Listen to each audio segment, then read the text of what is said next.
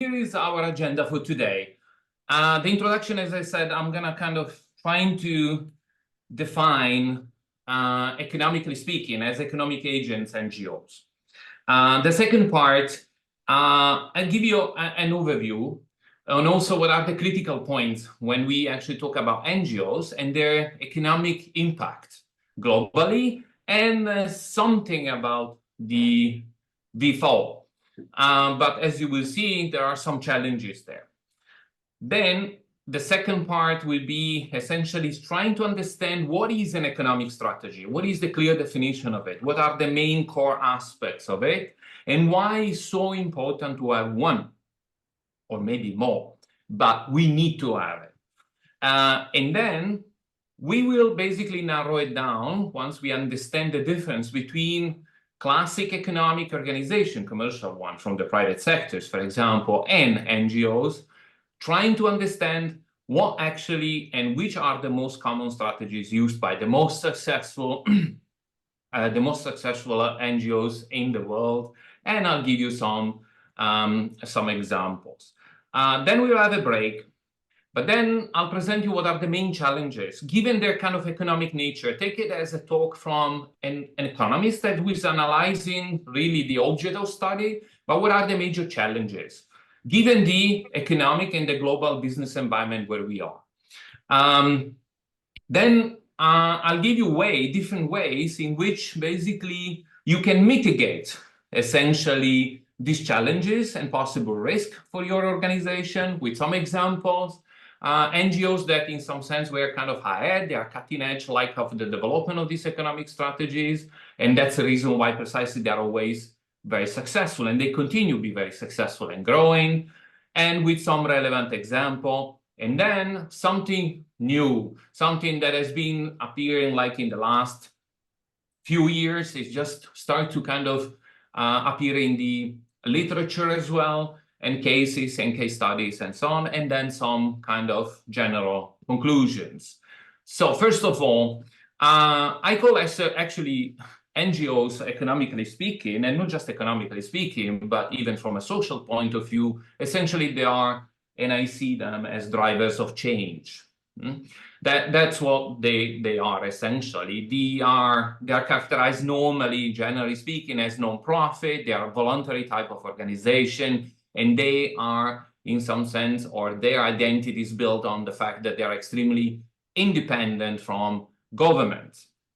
Generally, they focus on a wide range of social problems, environmental problems, human rights issues, and you can find them worldwide, everywhere. They are extremely, if you want to classify them, economically speaking and ethically speaking, morally speaking, I call them the forces for good, acting as change agents in the society, in the global environment, and working outside. That's one of the main characteristics, working outside of the classic government structures. They, in some sense, play a crucial role, as you will see, even from the numbers I'm going to present you. They play a crucial role in advocacy, service delivery, holding governments and business accountable in several different areas of the world by pointing the finger, like this is just wrong. We need to do it in a different way. So they are extremely powerful in some sense. Some of them are huge, they're large. You will be surprised by their numbers, but essentially they are something that exists in the global business environment, even as economic entity. There are different types of them. I'm pretty sure you're familiar with all of this, but it's just to set the ground for our discussion. Normally, we classify them, economically speaking and socially speaking, as operational and advocacy in general, or the hybrids. The hybrids means they mix the two.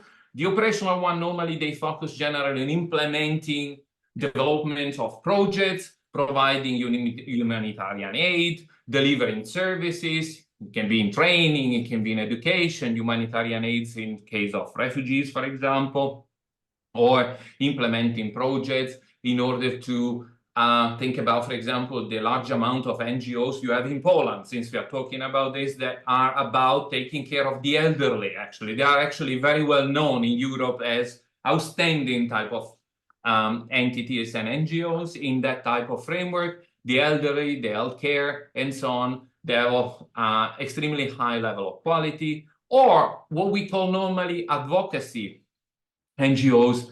Normally they have a lobbying power, and they tend to kind of influence policy, but raise public awareness, mobilize support for specific causes. Think about Save the Children, for example, like the big one, the huge one, the largest in the world.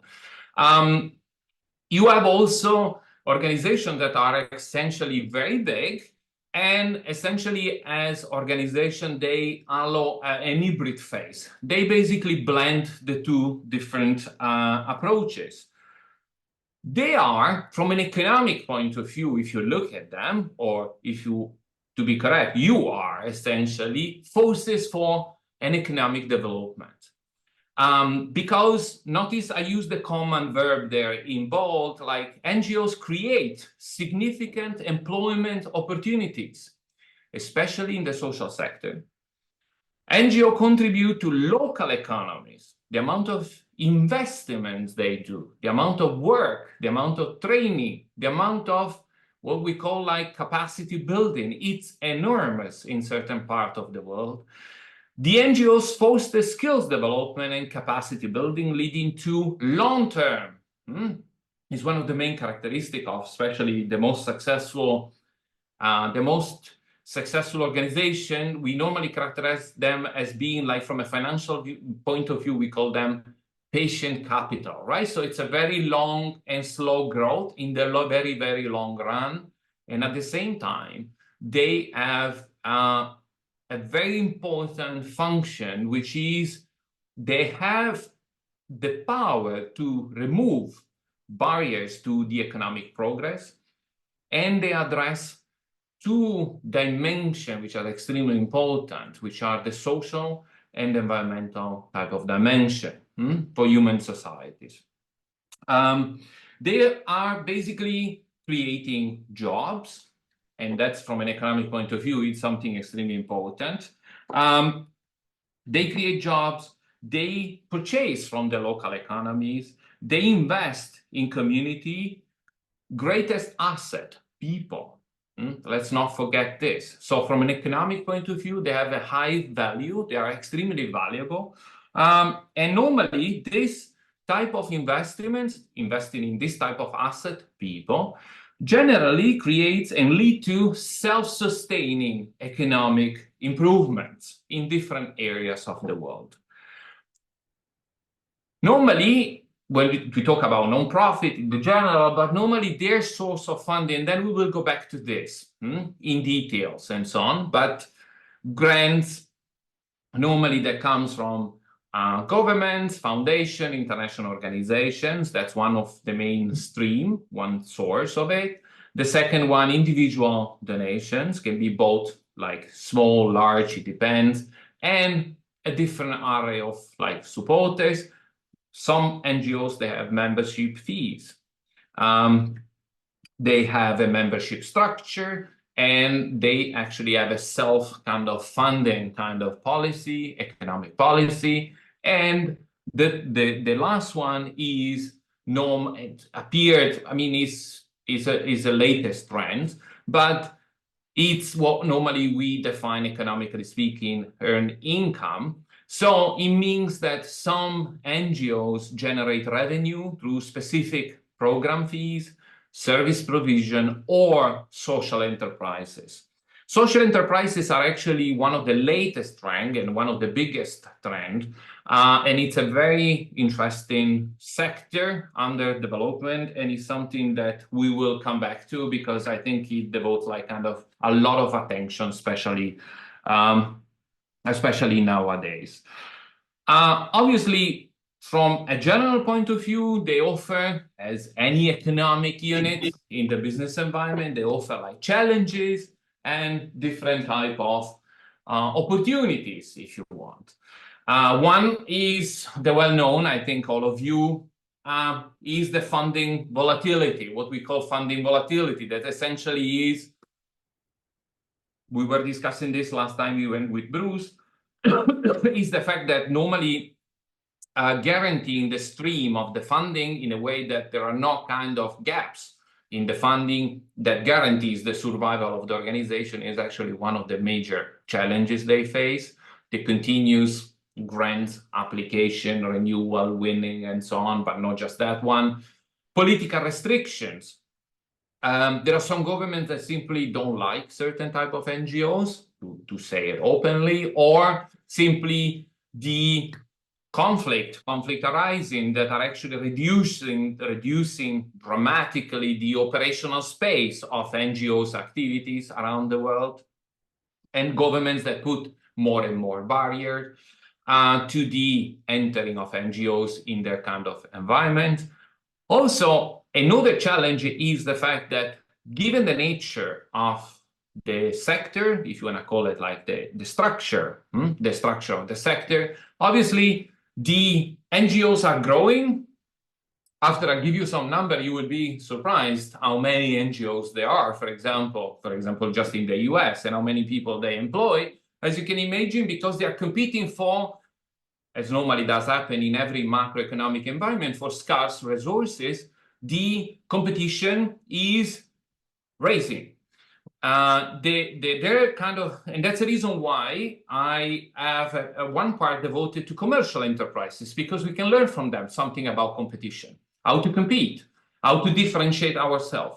So one of the major issues is that because of the, let's say, number increasing in type of organization and the scarcity of resources, in some sense, the competition level is rising. And obviously, as we know from economic strategy studies and so on, the more the competition rises, if the funding stays the same or doesn't have a similar growth, obviously profitability in general, that for NGO is capital you can reinvest, essentially reduces. This poses a real challenge for the sustainability in the long run. Obviously, one of the kind of opportunities is the fact that what we are doing essentially here, collaboration, networks, are essentially the key success, the key success factors when we want to, in some sense, kind of develop, let's say, a larger type of strategy. Obviously, all of this then will be developed further, but I would like to ask you a first question now, just after this, let's say, very short introduction. So if you go back to this type of classification, which is the classic categorization provided around, where you would see your organization. I think you can speak, but Olena, yeah, hybrid seems hybrid. Hybrid is the most successful one. Any others? Integrační centrum, Praha, Anka, more operational than advocacy. Okay, so we have 3 hybrid one and 4 hybrid one and more operational than advocacy. Okay, so can I ask you just a bit, like if you can kind of give me a bit more of detail, so actually we can kind of then be more precise. So mostly operational and less advocacy. Marina. Okay, Marina, can I ask you, like, so mostly operational and yeah. So Marina, mostly operational and less advocacy. So operational, you focus essentially where? Hello. Yeah, hello. Now we mostly work with people who had to move from dangerous parts of Ukraine to the west part of Ukraine, and we now have a humanitarian aid and psychologists provides for mostly women and children. Yeah. But before 2022, before the war was started, our organization provides some advocacy programs for, it was about houses for people Mm-hmm. who moved to our region. But Mm-hmm. unfortunately, when we were started, this topic is on pause now. I see. I see. But it's mostly operational. And among the actually interesting enough, the challenges actually I was mentioning. So, which actually are the challenges you have? Let's see if we can link now the characteristics and the challenges, because there are commonalities, right? So it's related to the funding volatility, political restrictions, the high level of competition. As for challenges, we have some problem with communication with our government because we we moved to another area, and Yeah. at first we didn't know how to do this communicate with government. Mm-hmm. Um, but now people who moved to our area, we have a lot, and Mm-hmm. we started to do it together. Mm-hmm. Mm, Maybe many people can do can do it together, Mm-hmm. and um, about maybe collaboration. It's opportunities about another NGO of our area or from Mm-hmm. Ukraine. Um, we have to change our experience Mm-hmm. to I each see. other. Mhm.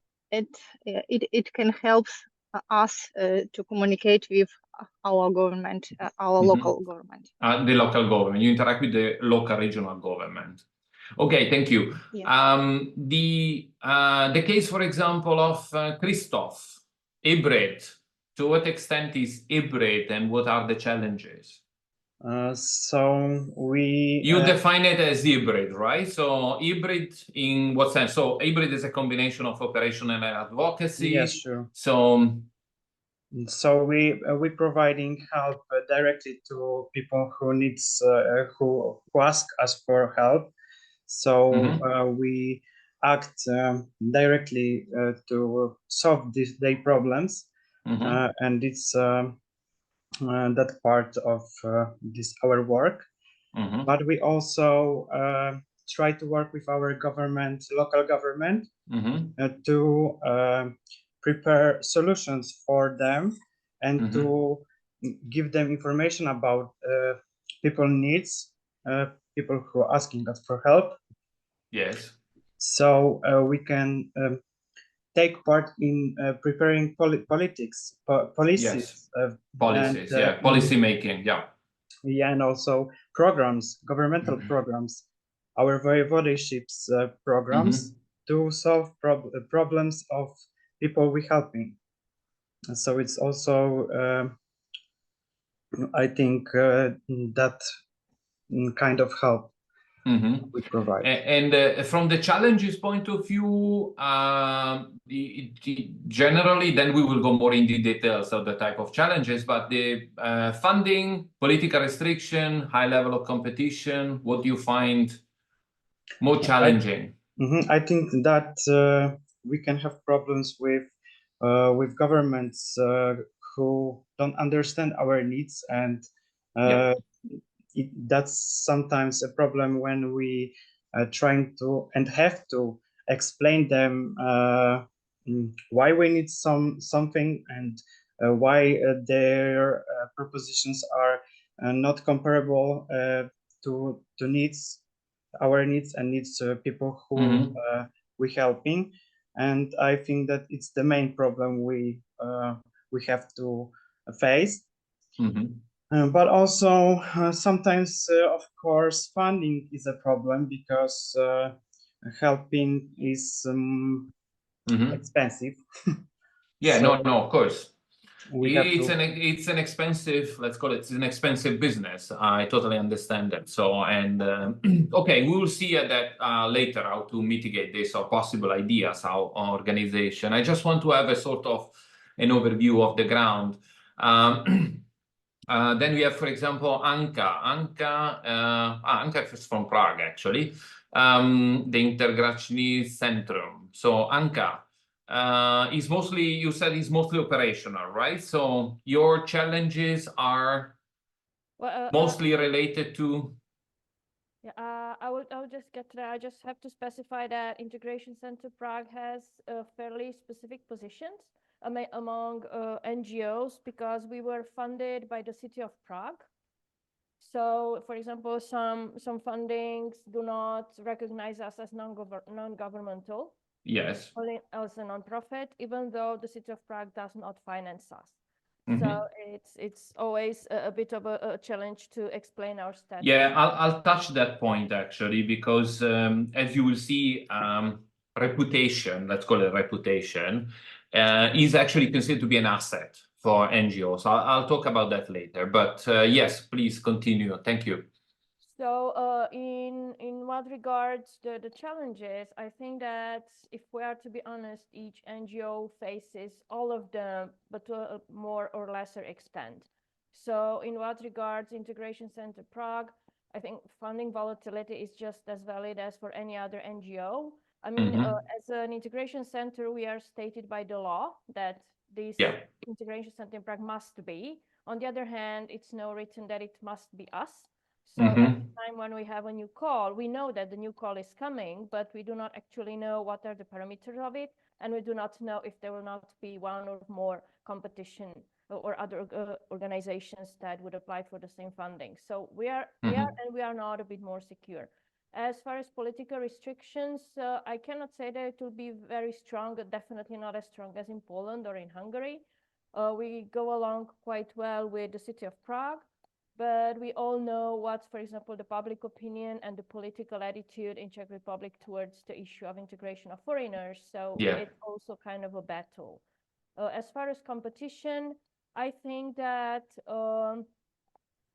this is a bit less compared to other regular NGOs, just because of the fact that, as I already mentioned, we kind of have to a certain extent, the financing secure. Yeah. And even though in Prague, especially, there are lots of NGOs working with foreigners, well, the same as we do, it's not like, how to put it, there's also lots of foreigners needing services. So I think it's not such a big competition in regard to clients, but it's also always a competition on regards to resources. And why I wrote that we are a bit more operational than than advocacy one. I mean, we are coordinating the creation of Prague policy for integration of foreigners, which would go rather towards advocacy. But we do not do advocacy as such, and our main focus is rather on providing services and on networking, which fails from my point of view rather to operational. I see. Thank you, Anka. One more. The last one who posted in chat. Hello. Hello. Hello. I worked in organization in Poland. Dobry časy. Our organization hosts various activities and meetings for children and seniors, and meetings for families in a neighborhood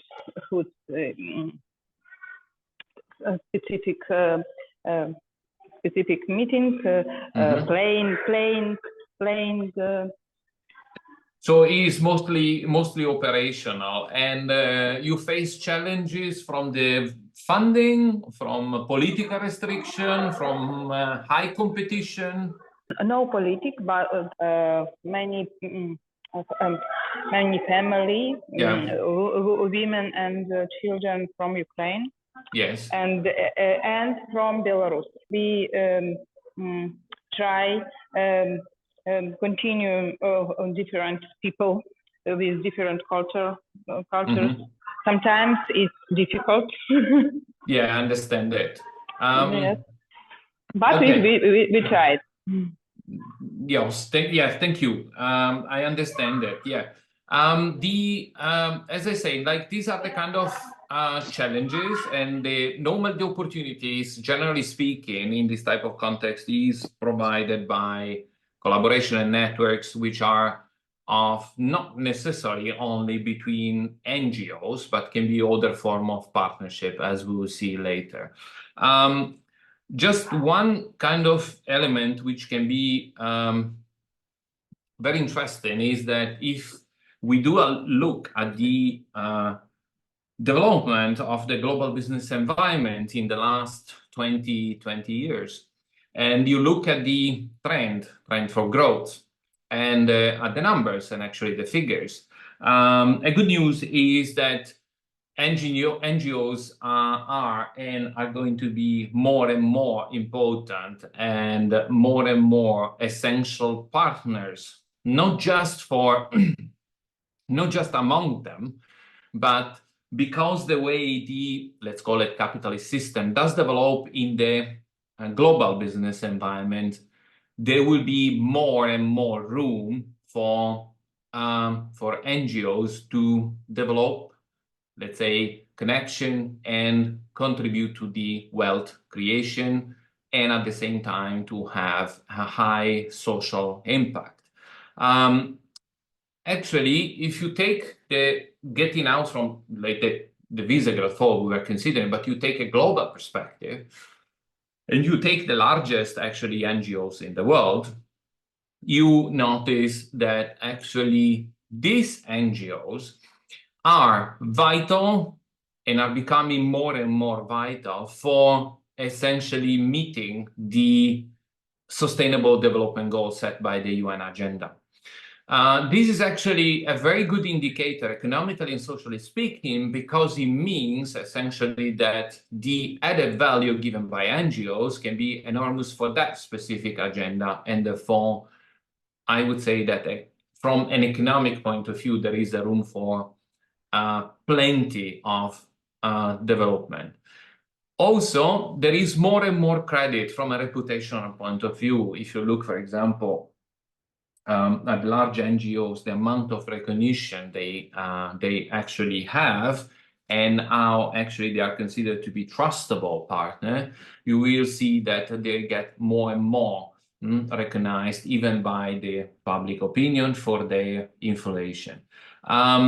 Obviously, the fact that NGOs can cooperate and can cooperate like even a very far distance internationally, what we call normally INGO, the international NGOs, essentially is enabled by technology. Technology does allow even not just faster communication, but also like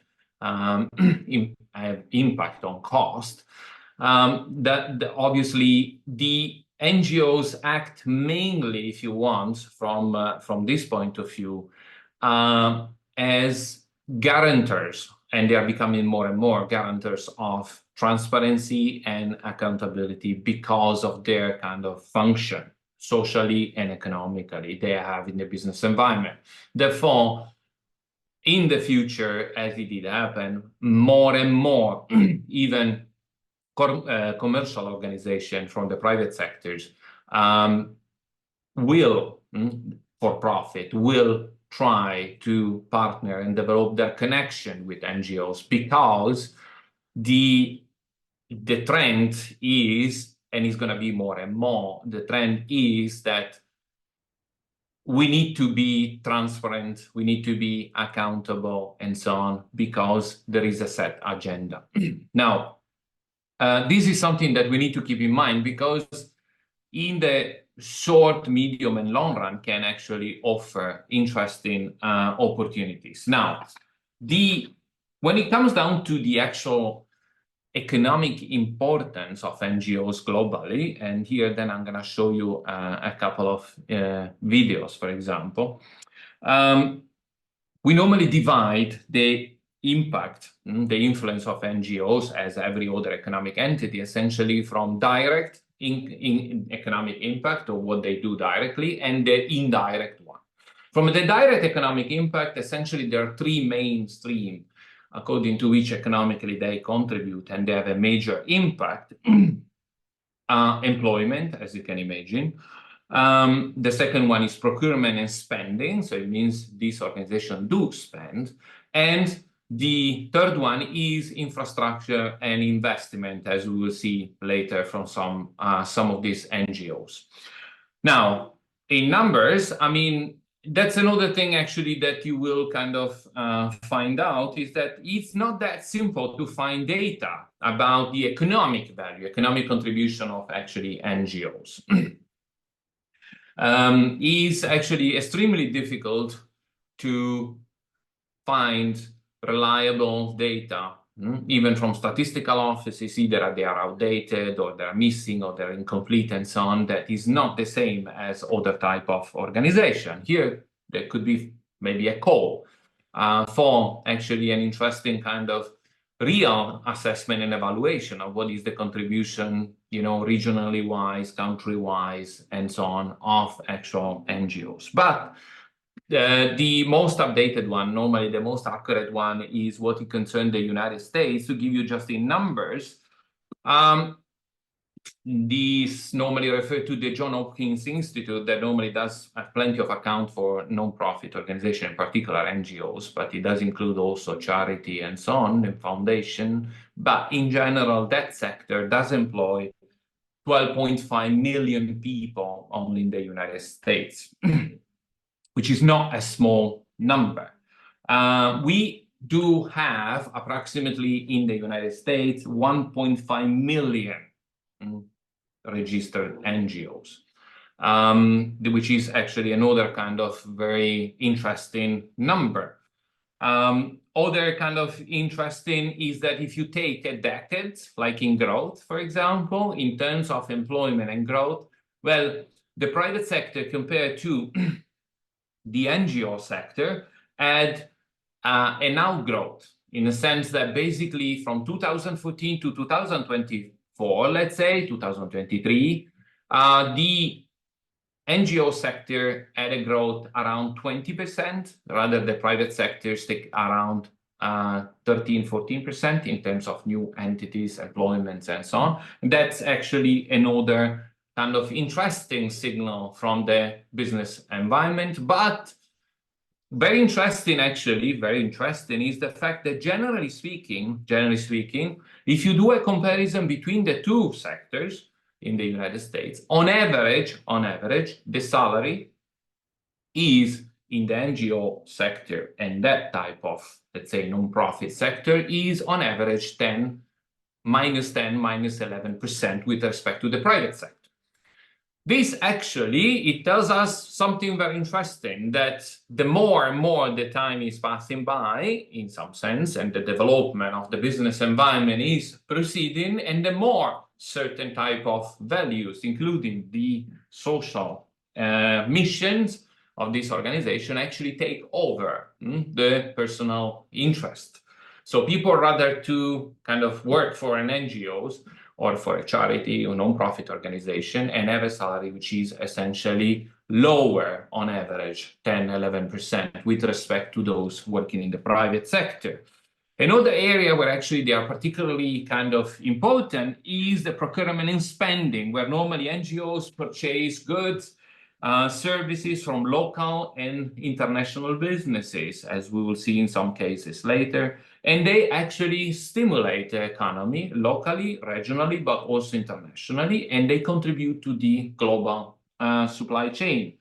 Also, many NGOs invest in building schools, hospitals, community infrastructure, all assets that have a long-term view in terms of the investment point of view.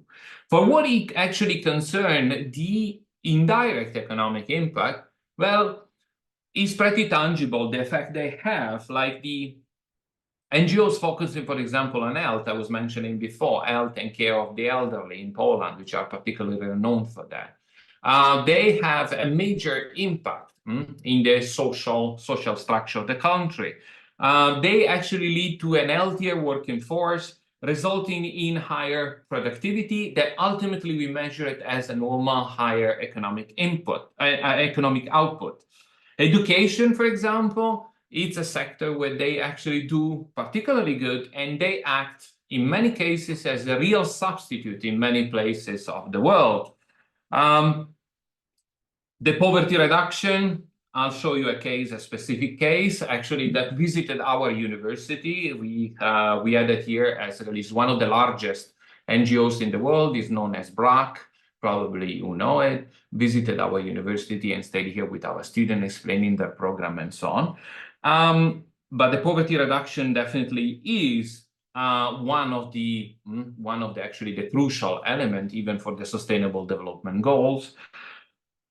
The women's empowerment. This is actually, if you read the latest reports from, for example, the McKinsey Global Institute, the supporting, let's say, women integration and reducing and empowering women and integration in the working environment, closing what normally we call the gender gap in the working environment, according to the McKinsey Global Institute, would add about 12 trillions to the GDP. So that means something that many organizations, actually, especially in the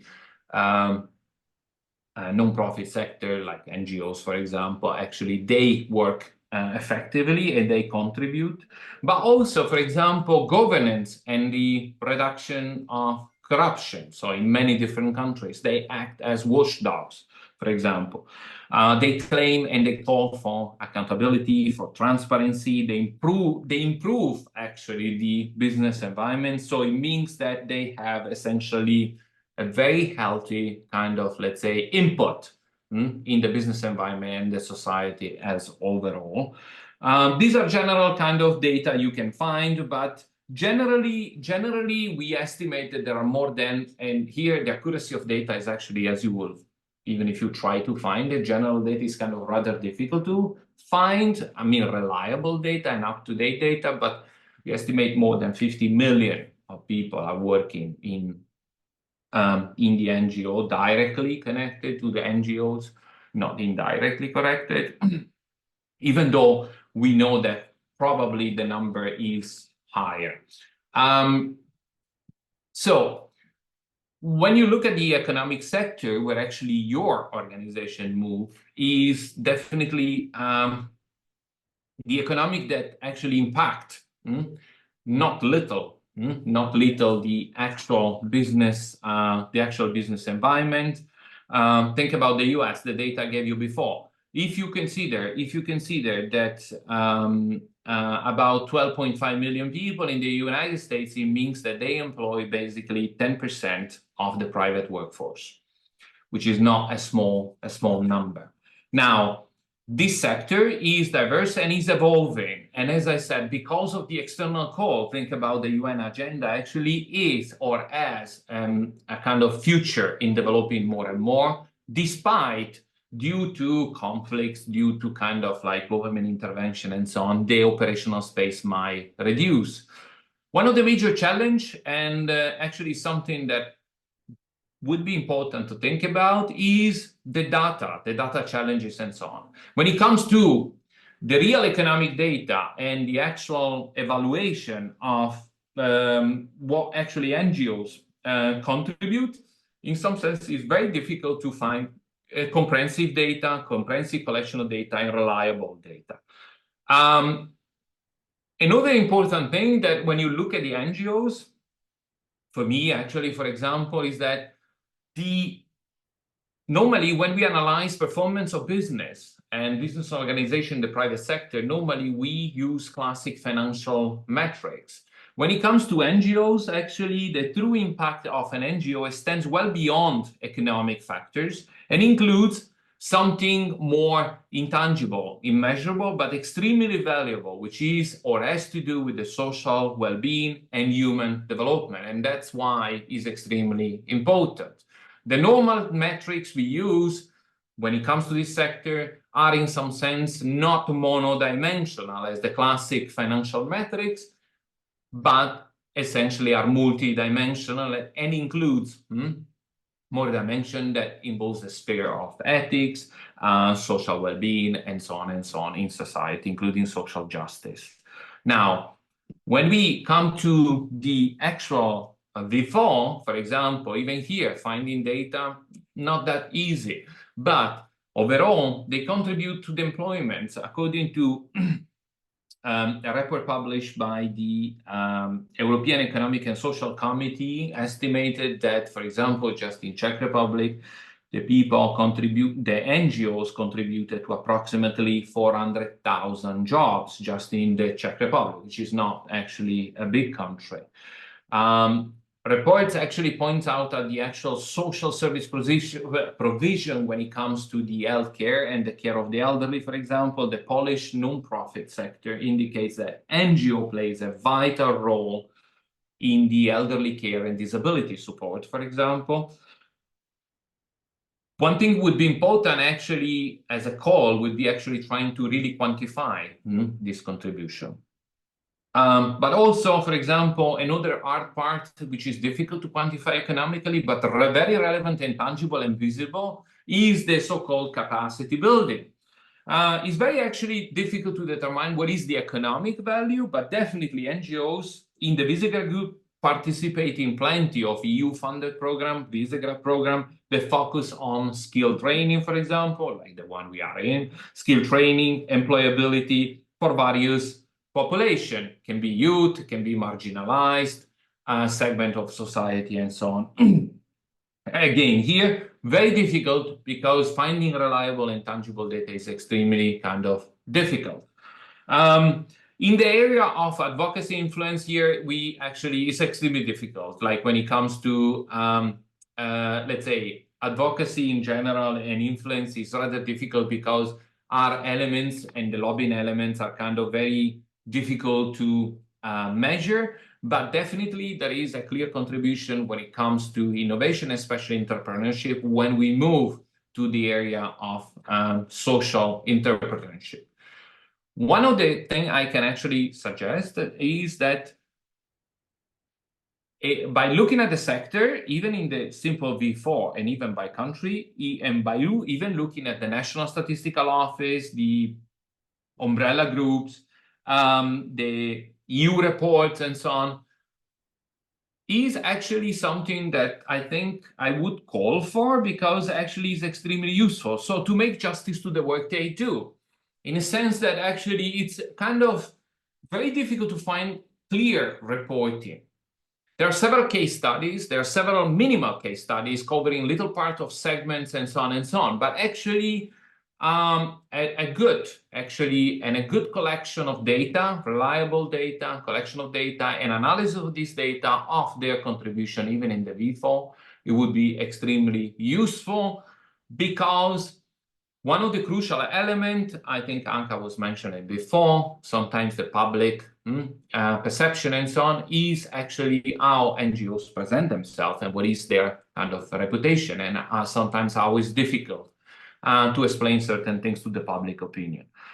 So a call to action, actually a message directly to NGOs would be actually very important that I think it could be a good important input, the fact that NGOs start to really kind of think about really making value through proper reporting, not reporting for funding, justification of using funding, don't get me wrong, but economic analysis and social analysis of what they do in a more comprehensive and reliable and updated way. This would actually help to understand better the sector, but at the same time would make them, even in light of the private sector, more reliable partners. More reliable, more trustable, and in some sense, maybe eligible for funding, cooperation, projects, and so on. This is the sense I have by looking into the details, actually, of the sectors. Now, the overall idea, I don't know if you share the same impressions, but actually it was, as I said, it was extremely difficult to kind of, let's say, gather reliable data, real numbers like normally we do in normal economics, macro and microeconomics, when we analyze a sector, an industry, and so on. Is actually extremely, not because of what they provide is, let's say, immeasurable, but because it's kind of not reported, not collected. And I think it would be something important to consider. Now, to, let's say, close this first part, and before moving to actual strategies of organization and NGOs, I would like to show you something rather interesting that comes from a couple of organizations. It means I've selected 2 of the largest 4 NGOs in the world. Let me just, yeah. The first one is, I don't know if you know the organization, is known as BRAC, which is in Bangladesh. As I said, they visited our university not long time ago in the spring last year. And they actually published recently a book that got here actually even signed here, that is called Hope Over Faith. Actually, it's a wonderful book. And it's a short history of actually this gigantic kind of NGOs that employ like more than 400,000 people worldwide, is active in several countries in the world, especially among the poorest countries in the world. I would like to kind of like a few minutes just to have a look at what they do and how they present themselves. And then later on, we will dig into the details of what is the economic strategy specifically, for example, of this organization. Imbibed by the spirit of Sonar Bangla, Bangladesh started a remarkable journey to rebuild the country after the glorious war of liberation. Bangladesh, considered by many a role model for Millennium Development Goals, is making considerable progress towards sustainable development goals despite challenges, both local and global. Over more than 5 decades, BRAC has been a persistent and trusted partner to the government and the private sector to contribute to this remarkable journey actively in its pursuit to create a world where everyone has the opportunity to realize their potential. BRAC has been actively working to help Bangladesh achieve 15 out of 17 Sustainable Development Goals. Between 2016 and 2022, BRAC helped more than 2 million people graduate from the clutches of poverty, accounting for 18.4% of the nation's reduction in extreme poverty during this time frame. Nearly 250,000 families living in urban areas improved their food security and increased the resilience of their livelihood through reinforcing support from BRAC. In 2022, 65.6 million lives were touched by BRAC's healthcare initiatives, and 1.5 million mothers accessed nutrition and early childhood development counseling through more than 4,000 community health workers. Around 54 million people received masks and were reached with crucial health advisories during COVID-19. Between 2016 and 2022, more than 400,000 youth and adults were reached through BRAC skills development initiatives, and 91,000 youths were placed in decent jobs. In addition, 3.4 million children, youth and adults were provided with access to quality education. Ensuring gender equity is at the heart of BRAC's work. 100% of the participants of BRAC's ultra-poor graduation program are women. Between 2016 and 2022, more than 180,000 people were provided legal aid services from BRAC, and more than 95% of them were women. During the same period, more than 6.1 million people accessed inclusive financial services and 87% of them were women. More than 12,000 women were also trained in non-conventional trades during this period. Between 2016 and 2020, more than 7.2 million people were reached through awareness-raising efforts regarding gender equality and gender-based violence. Safe drinking water was ensured for 2.5 million people between 2016 and 2022. Another crucial achievement was the fire safety prevention training, which touched the lives of 700,000 factory workers across 400 factories. Between 2021 and 2022, over 3.5 million persons with disabilities were reached through education, livelihood, health, and awareness initiatives.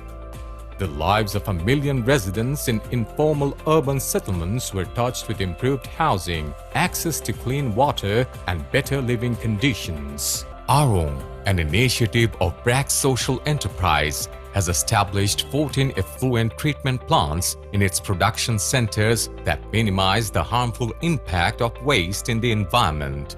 Between 2017 and 2022, Arong gave out 5 million digital invoices in lieu of paper as a measure to reduce paper wastage.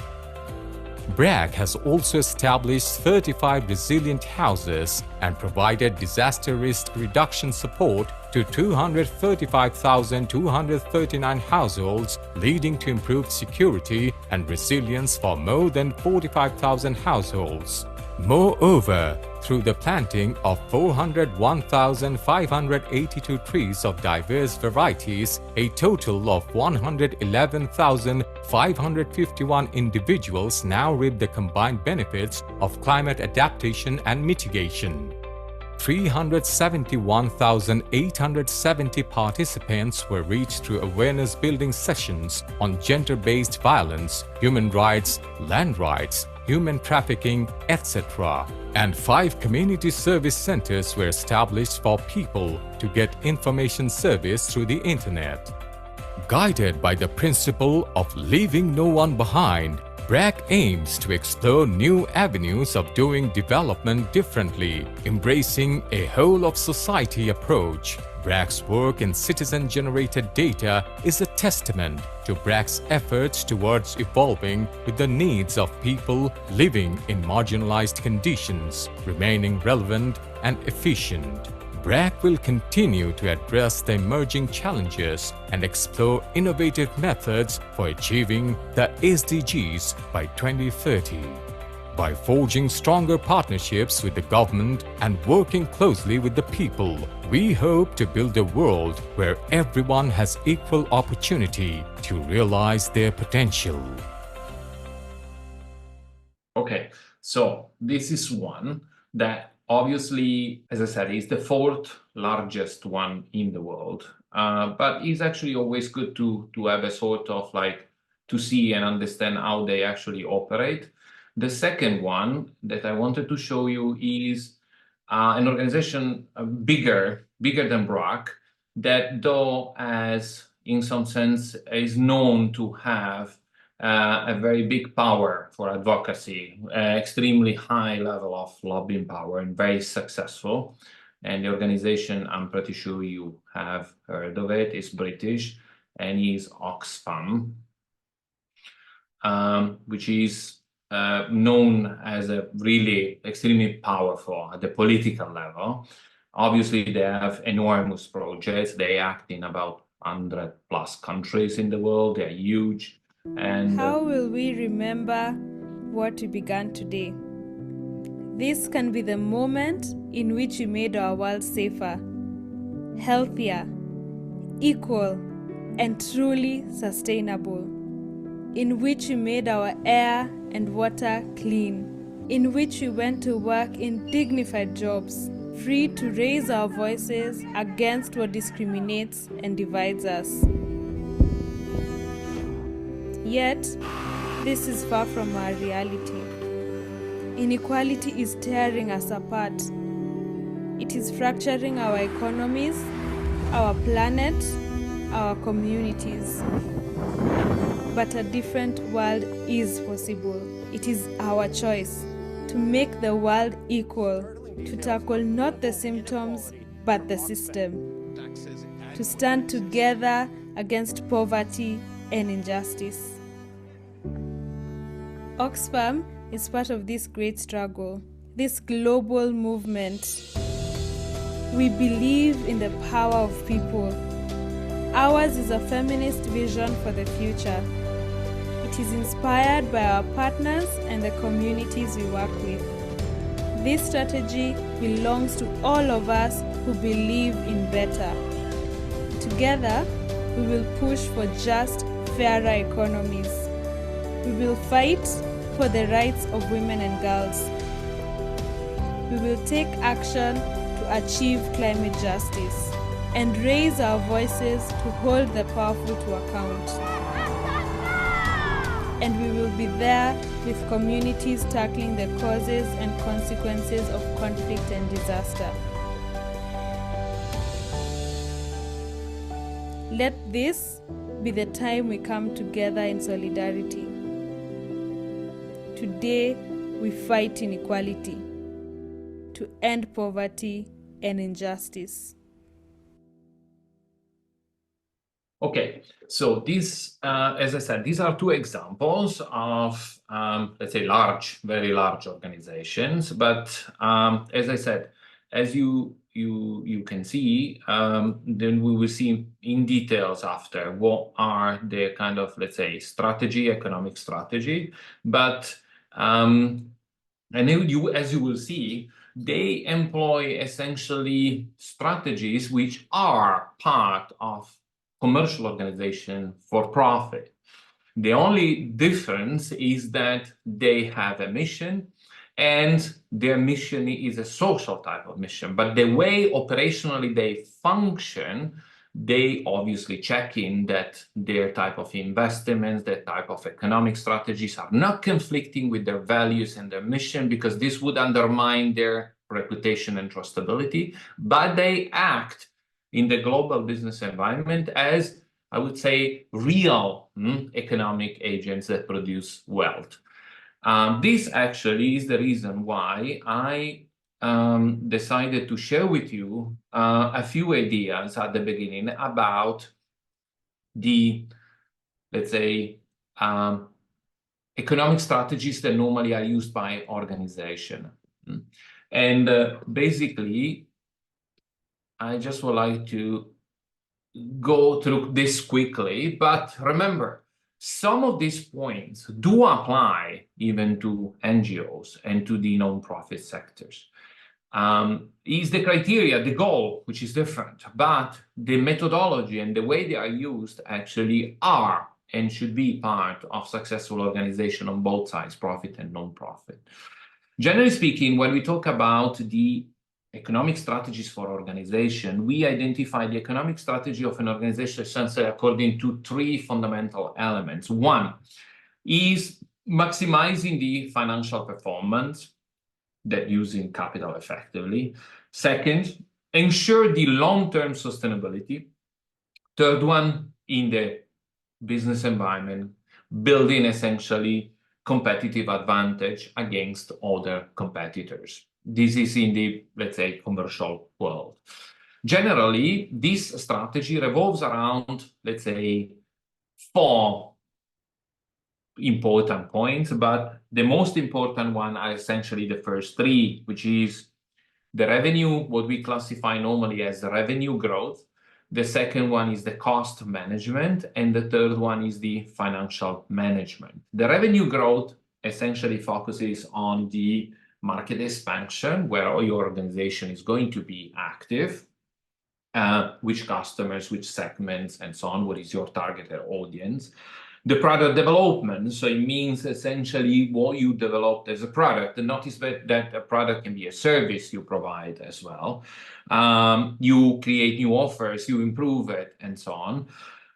The strategic pricing, what is actually the price you propose and the positioning of that price in the market, that essentially finding the optimal price for a product that in some sense points that essentially the price point that basically balance on one side your sales volumes and on the other side the profitability. Here we are talking about the for-profit organization.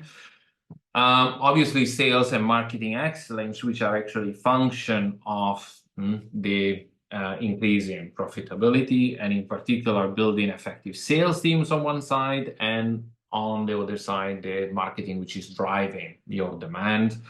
And obviously, collaborating with other businesses is all part of what normally we call like the revenue growth. The second pillar is essentially cost management. Cost management, which has to do with the operational efficiency, basically streamlining processes, optimizing kind of expenses and resources usage and so on, and essentially in the case of, let's say, large organization, but even small organization, reducing production cost. On one side, the possibility of outsourcing offshoring, for example, outsourcing offshore in order to reduce the cost of production, all of this in the regular kind of industry and so on. And on the other side, what normally we call the supply chain optimization. So basically having good suppliers, negotiating good terms with suppliers, managing your inventory efficiently, and finding essentially cost-effective logistic solutions. And on the other side, the last point of the cost management pillar is normally what is known as technological innovation. Basically, you essentially invest in technology that automate tasks, for example, that reduce cost. And this actually reduce cost on one side and increase productivity.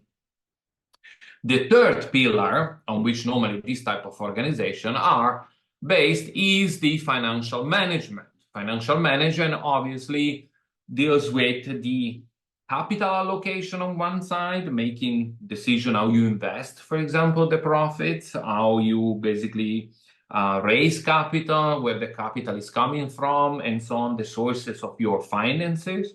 The working capital management that actually does ensure that actually you have sufficient cash flow, money available, by essentially, in some sense, guaranteeing payments to you, receivable payments, and so on. But it guarantees essentially the fact that you have enough working capital, as the word suggests, is to operate efficiently. Risk management on one side, what are the major risks, for example, for the currency you are using, the payments you have to receive, or the potential disruption in the products you have to buy and then resell to your customers, or you have to work with and sell to your customers. And obviously, for certain companies, the stock market, investor relations, but it can be also like with, for example, private investors, not necessarily just in the public domain. Notice that many of the things I mentioned, actually NGOs, despite, let's say, being non-profit, actually they share the same features. They do operate exactly in the same way when it comes to the operational level in terms of, so a good idea is that actually, for example, a good exercise could be like by looking at these three pillars, for example, revenue growth on one side, cost management and financial management, what can be applied to an NGO, a categorization of these elements. Some do apply, some do not apply. Is for non-profit, for example, so it doesn't apply actually the profit margin. But there are other things actually, for example, the working capital, for example, or other elements. Simply, for example, what we were saying before about the capital allocation, how you reinvest, essentially. All of this can be actually useful for an organization.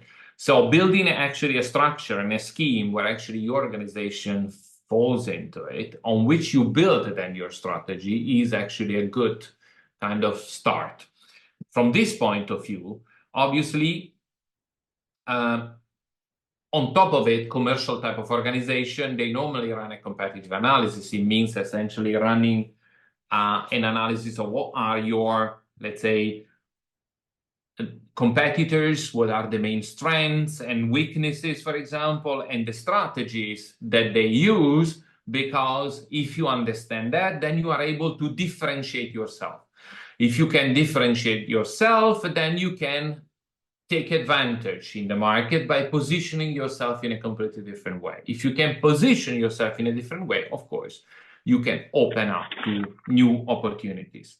At the same time, you have to understand exactly the industry dynamic. It doesn't matter if it's profit or no profit. An industry has certain dynamics, has certain cycles of funding, for example.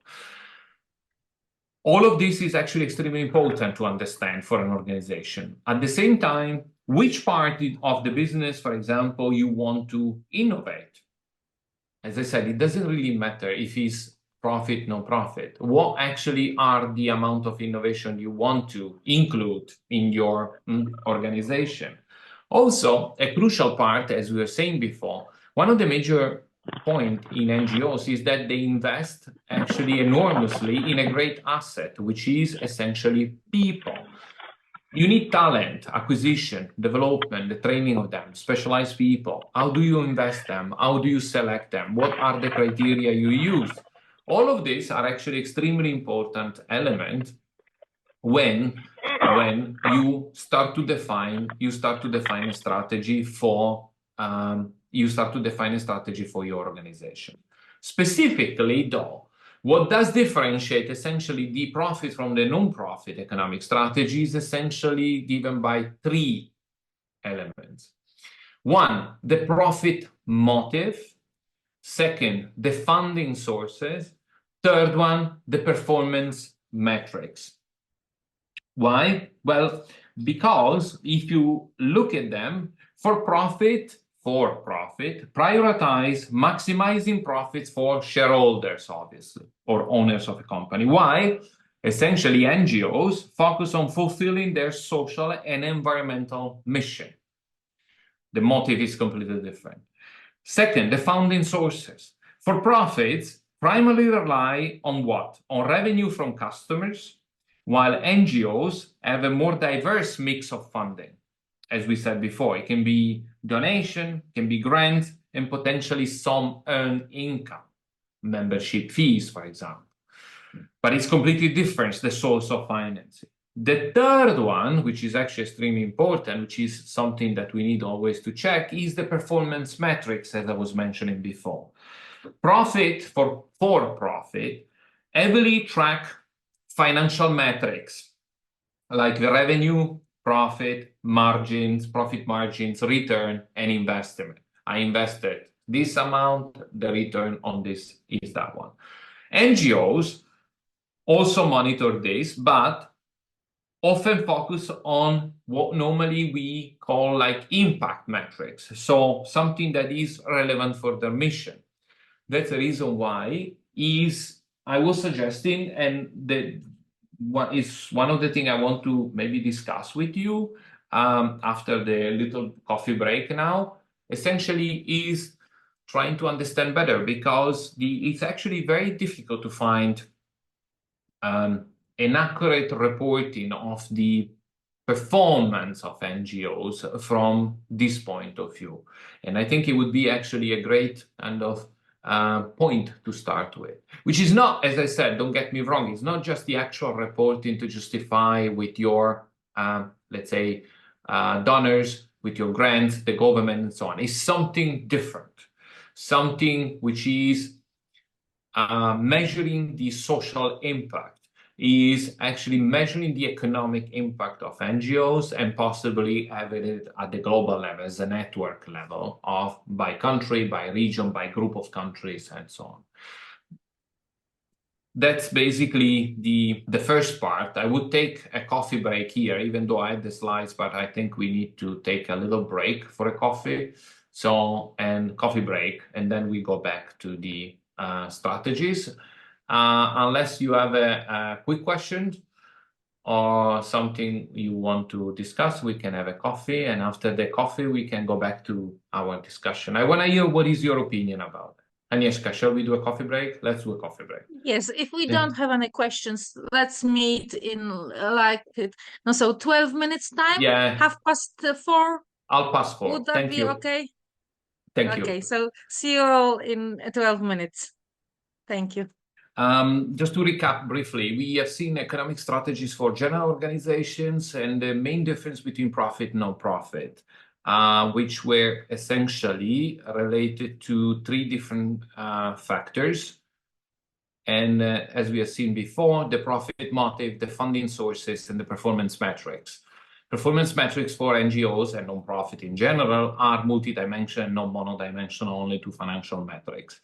Now, when it comes to specific economic strategies for NGOs, if you analyze the most successful NGOs in the world by size, by impact, social impact, and so on in the world, you can clearly identify 5 different economic strategies. Some of them, they employ a mix of them, not just one, obviously, because they have the capacity to do so. Generally, we call them revenue diversification, cost effectiveness and efficiency, financial sustainability and planning, impact investing, and advocacy for economic policy. By economic strategy of an NGO, we are in some sense kind of meaning the plans and approaches that normally this organization they use in order to achieve 1, financial sustainability in the long run, which is the primary pillar. The second, ensure resource availability, and 3, maximize the social impact because they have different metrics. Now, let's see now them in details with some kind of examples of organization. Then I think we will be sharing with you the PowerPoints. You can actually explore the website and look more in details, the projects and so on. But when we talk about revenue diversification, is essentially the idea of combining different streams of funding. They go from grants, obviously, seeking funding from foundation, governments, international organization, combined with individual donation, where actually they have a special treatment with major donors, and establishing recurring during the calendar year giving programs, membership fees, earned income. They generate revenue through social enterprises, service fees, or sale of products which are related to their specific mission and crafted things and so on and so on. That's a typical example of what they do. And finally, the last one that normally is a stream of income is organizing events and fundraising campaigns in different creative ways to increase their kind of visibility around. Typical example of this is Oxfam, we have been before, or for example, Acumen.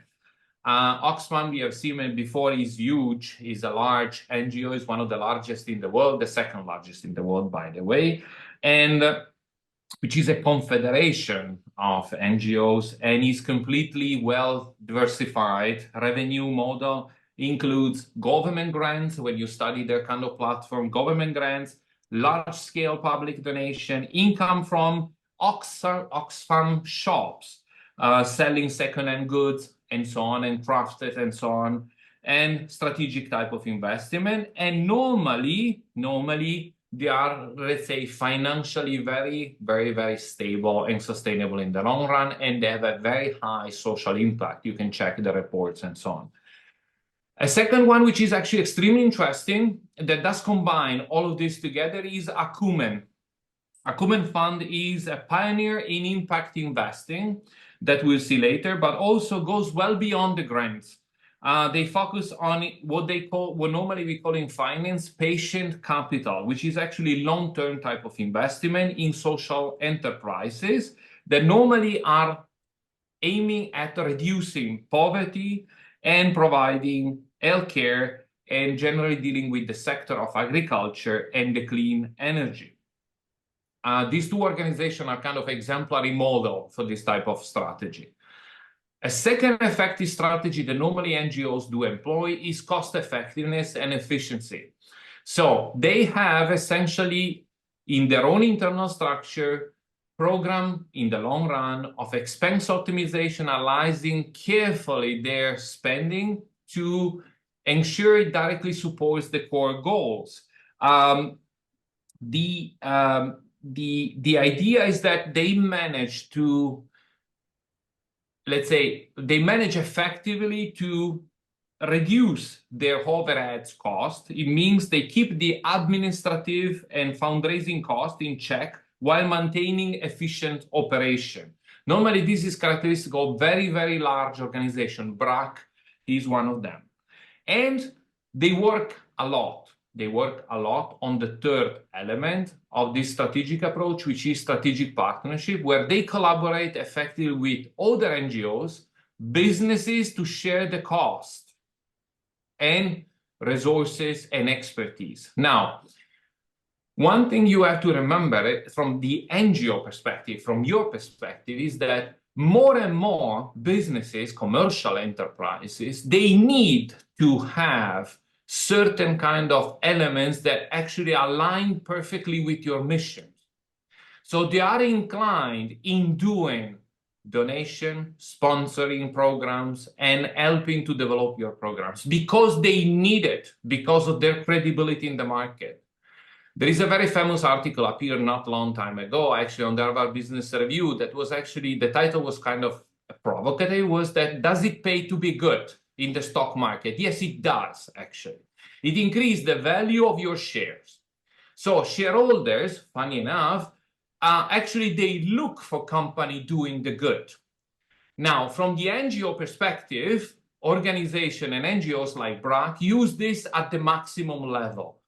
Every time they see a potential commercial business that align perfectly with their mission and their goals, for example, reducing poverty, which is one of the actual goals they have, absolutely they try to liaise and link with that business, despite the fact it's a commercial enterprise, because that commercial enterprise will need, in some sense, the cooperation of the NGO to be more accountable, more transparent, and in some sense more reliable, because in the market, in the stock market, does it pay? So the idea is, in this kind of strategy, is that they, and here you need to, of course, to be careful from the NGO point of view, because for you, reputation is everything. So is actually checking the real alignment of your mission and what are your goals and values from the social point of view. Remember, they have a monodimensional matrix. You have a multidimensional. So you need to factor in, check many different boxes they don't. And that's obviously, as we will see later, a potential risk because it can impact your organization. But at the same time, the financial markets, the business environment, even for commercial organization, is more in demand of this multidimension. NGOs should become more flexible and more, in some sense, trained at spotting this type of opportunities. BRAC is one of them. One Acre Fund is another one. Is an agricultural NGO, rather big actually, that maintains incredibly low, for example, overhead cost. So about 15% of the overall turnover actually goes towards the administration. And they basically have created their own special decentralized model in Africa, which actually basically with field staff working directly with farmers. And they utilize technology provided by companies in a very, very effective way to monitor this. Companies are happy because they know, because of the technological environment, they know where the money goes. At the same time, One Acre Fund takes full advantage of the sponsoring. This actually provides them an enormous economic stability and enormous capability from the social impact point of view by developing a very underdeveloped sector in poverty areas, like, for example, in Africa. The financial sustainability planning. Here, normally, those kind of NGOs, they focus essentially on three crucial elements. One, budgeting and forecasting. So they have a full financial control. of their expenses, of their projected incomes, and so on. They really work like regular companies from this point of view, but at the same time, they have reserve funds.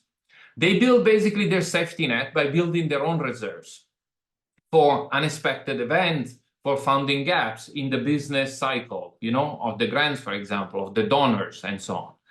And at the third time, what is known as endowment factor. The endowment factor is essentially they secure long-term funding through investment returns that are dedicated to special funds, like green funds, sovereign wealth funds that respect certain kind of criteria in the SDG, the Sustainable Development Goals, and so on. Typical example here, the Nature of Conservancy, or the very, very famous one that I think everybody knows, the WWF. These are specific type of NGOs that work very, very effectively with this combination of strategies. The impact investing, environmentally friendly investment, socially responsible investing, community investing. Normally, these type of NGOs, they screen a set of companies that are commercially viable, and they're commercial companies for profit that actually they partner successfully with.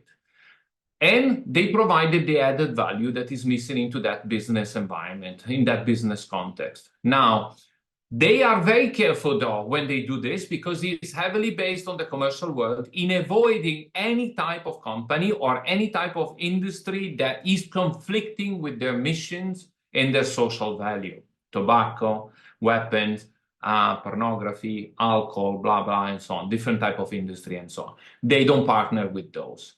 And finally, they place those investments essentially in the benefit of local communities normally, and they directly support all the projects in those communities that are aligned with their missions. It's a win-win situation. It's a win-win situation for the companies because it does pay to be good, even in the stock market. And it's a win-win for NGOs that actually they get the capital availability for sponsoring their project, and at the same time, it guarantees their kind of stability. Typical example, Acumen and Root Capital. Root Capital is actually a company that started even innovative way connected to, for example, cryptocurrencies and so on. The advocacy for economic policy change here are kind of, let's say, more NGOs that have like economic and political power on the other side. So they campaign, for example, for favorable tax treatment. They advocate constantly for tax exemption, deduction for donation, and so on. They have actually plenty of power. Oxfam can be considered one of them, a lot of power from this point of view. They promote always inclusive economic policy. They push for regulation that support marginalized groups, and on the other side for the sustainable development. And at the same time, normally they go with fair trade policy. Normally they kind of are in favor and they support everything which is connected or reconducible to equitable trade practices to favor the producer that normally belong to developing countries. Here, a typical example, I think you have seen in every market, you'd see this, the fair trade, for example. Fair trade is a classic one. But the one, for example, which is known to be a big NGO is the Global Alliance for Tax Justice, and the constant lobbying for tax exemption campaign and the voice of people and people working in certain sectors, the social sectors. All of this obviously leads to some sort of reflection. And you could understand all these strategies that can be combined, obviously pose always the general challenge. And the challenge is balancing mission and financing. The partnership can be extremely successful, but it can be, on the other side, extremely dangerous if proper screening, due diligence has not been done on the companies and the partners. The second element we need to consider. At the moment, I not enter, but I step on the threshold of the global business environment, in particular the market.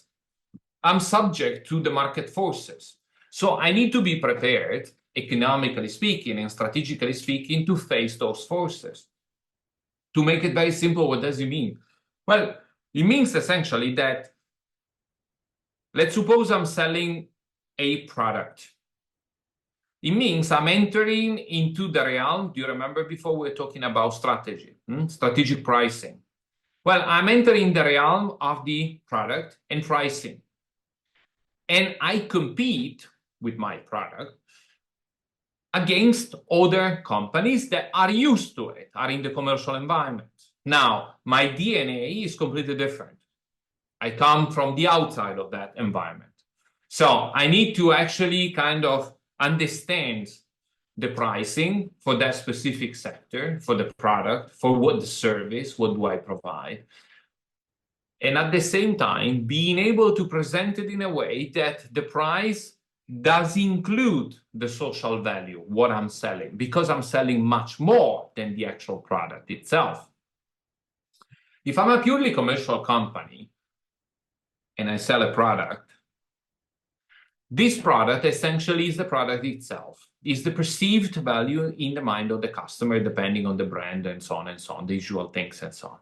If I come from the NGO world, where actually my main mission is a social type of mission, it cannot be just that.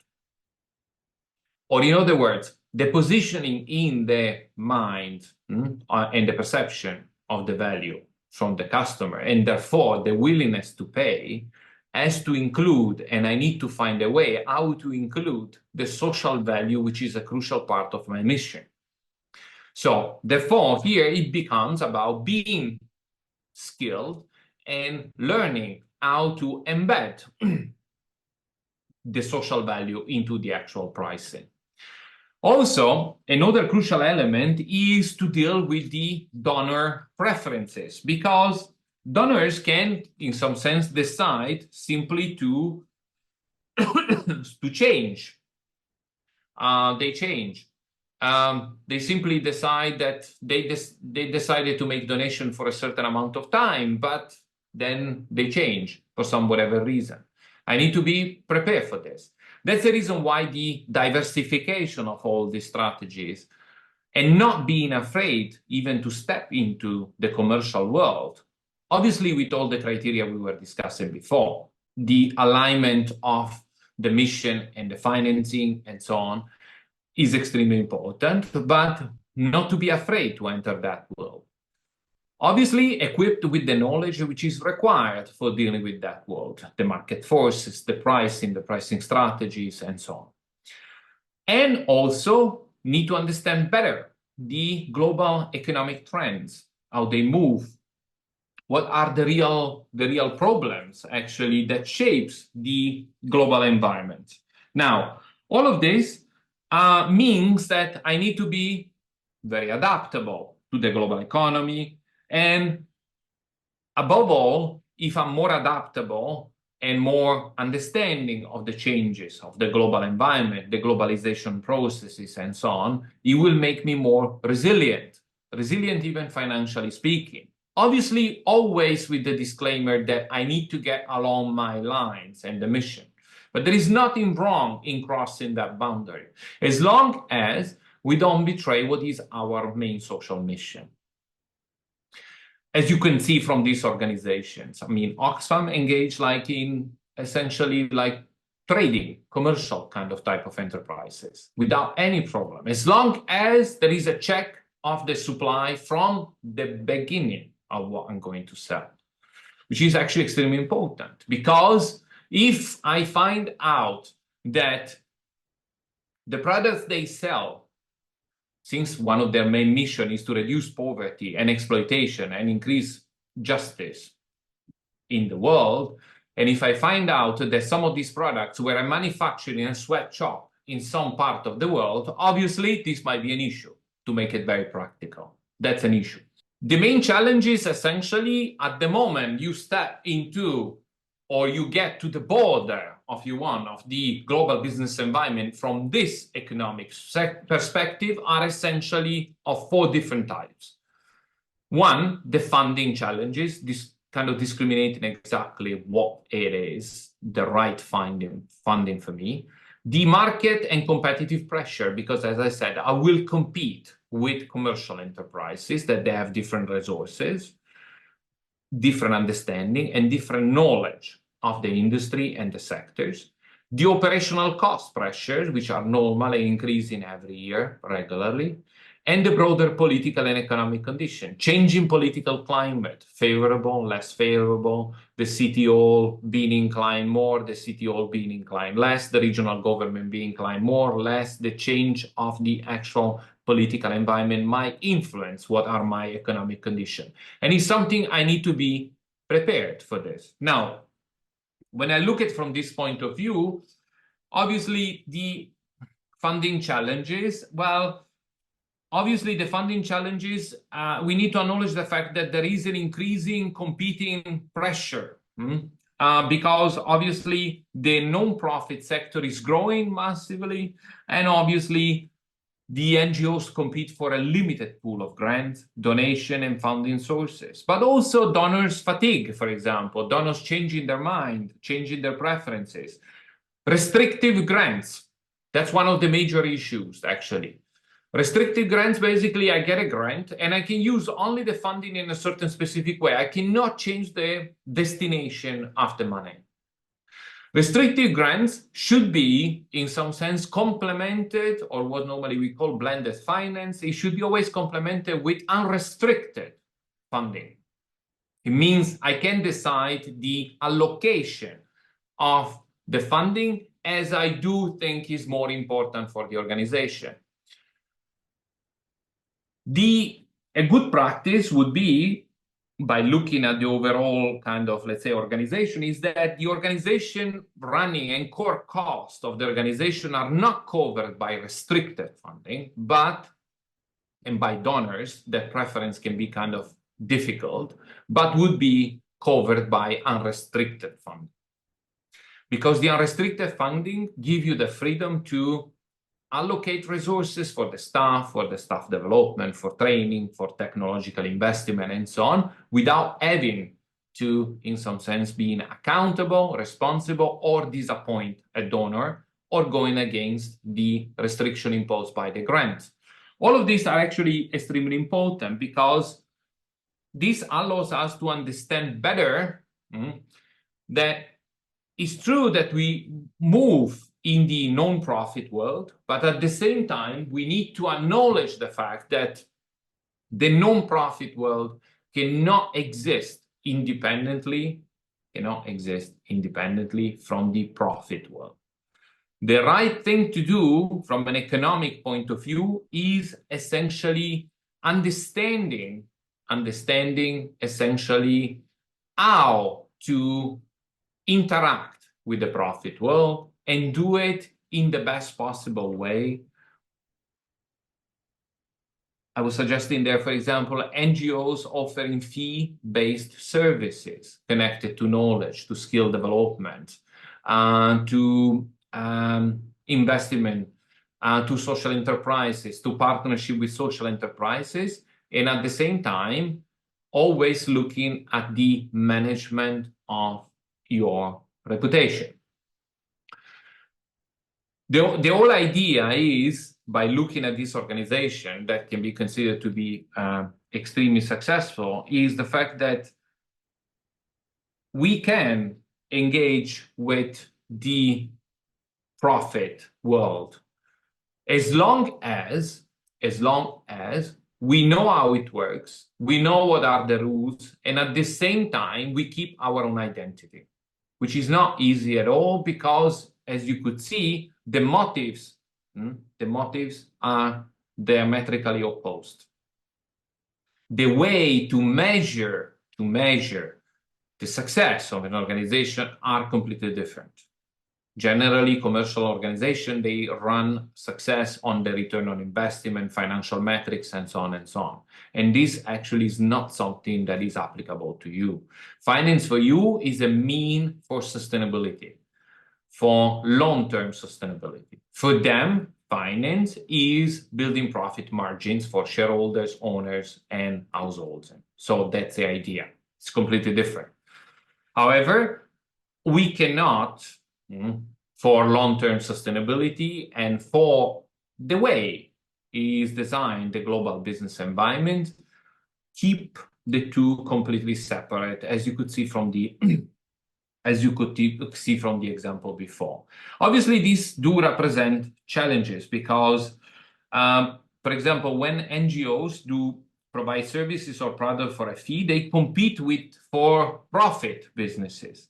So it means that actually NGOs, they must offer basically compelling value while ensuring their basically pricing aligns with their mission, because the pricing is not for profit. At the same time, NGOs can engage in business activities, but they face basically the same. At the moment I do engage as business, I have to consider the fact that I have actually, and I face the same challenges that other businesses face. The market saturation, the rising cost, the need to innovate constantly, because otherwise I'm going to be, in some sense, thrown out from the market and so on. So I actually enter the competitive world, which is completely different. It's not just running for, let's say, competing for grants and sources. Here I rent in competition, like in terms of sales, for example, which is a completely different world from what actually the origin of the NGO is, as originally kind of conceived as an organization. The reputation management, the trust is a vital asset for an NGO. Is probably the most vital asset an NGO has, trust. Now, the economic pressure, though, should never lead to compromising ethics or mission. And the mission of basically pursuing revenue. So we cannot go into that direction. Any scandal, any kind of issues that raise to the public can actually damage completely an organization of this type. Precisely because the mission of the organization is socially based. Therefore, if a scandal hits, like, I don't know, Nestlé or Oxfam, the impact on the, let's say, the impact on the organization is not comparable on the public opinion, but also on the credibility, on the trust of that organization, which is something that we need to factor in. The risk by entering this world that, in some sense, the market is pushing. The market is actually pushing us. The risk is higher. Is higher for an NGO.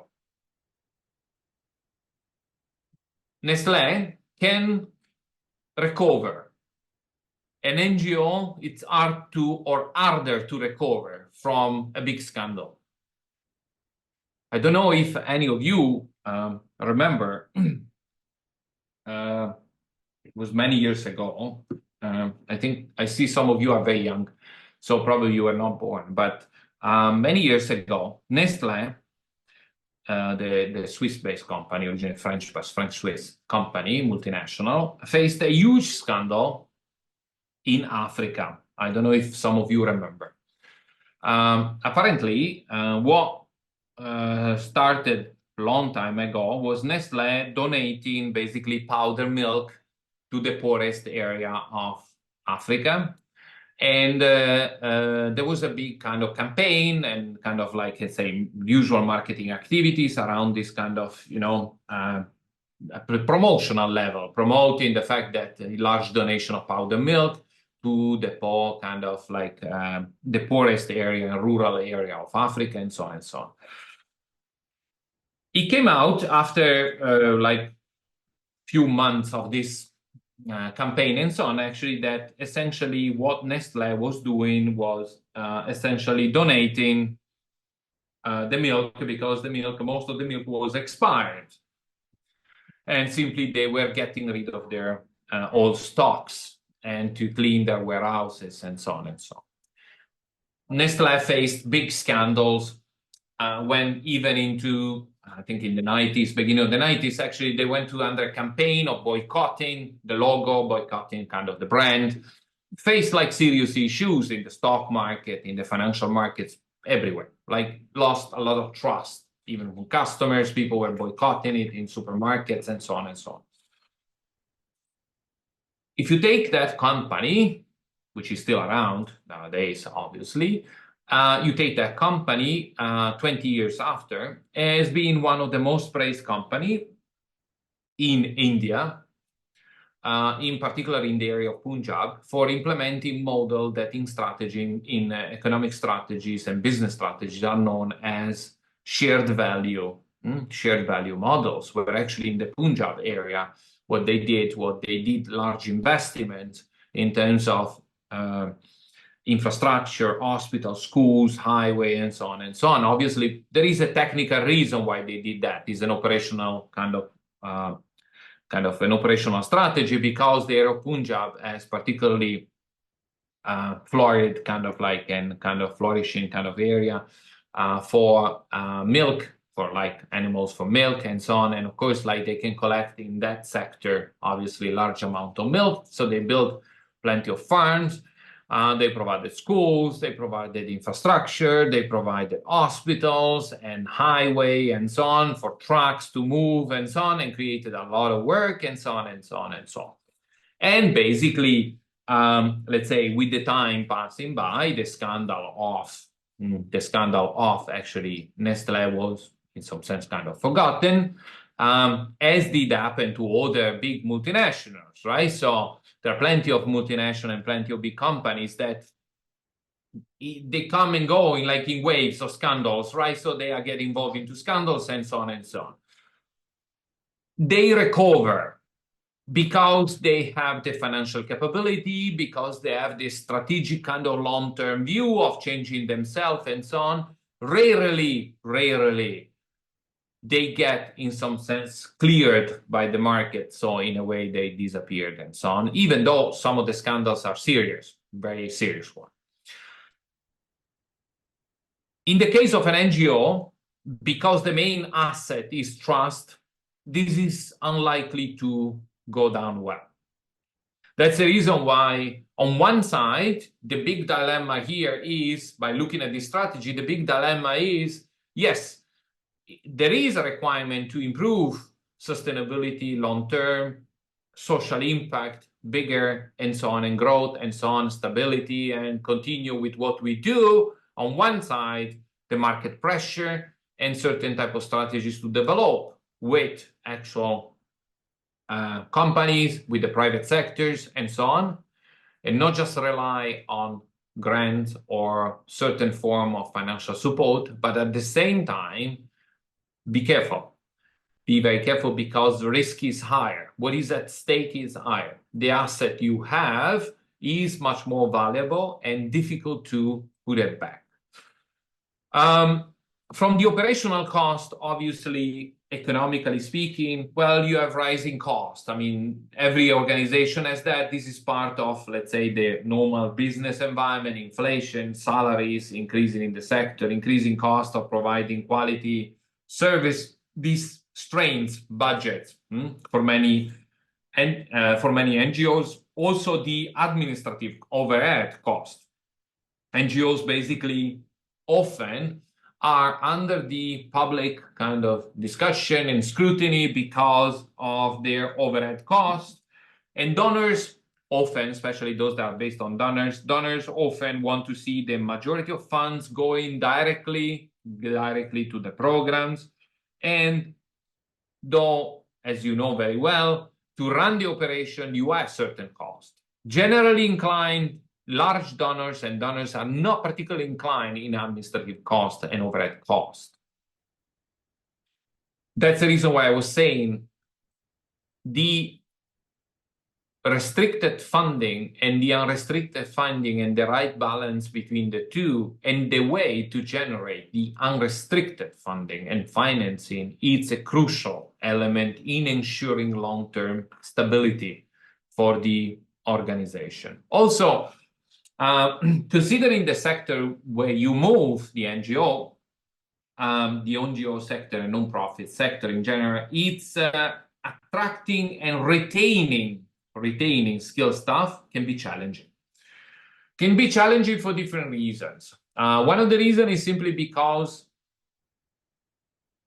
salary-wise, in terms of payments and so on, leaving aside the voluntary work, but salary-wise, obviously NGOs generally, as I was mentioning at the beginning of this discussion, can offer much less than what actually normally the private sector can offer. On average, in the United States, it's from 10 to 12% less.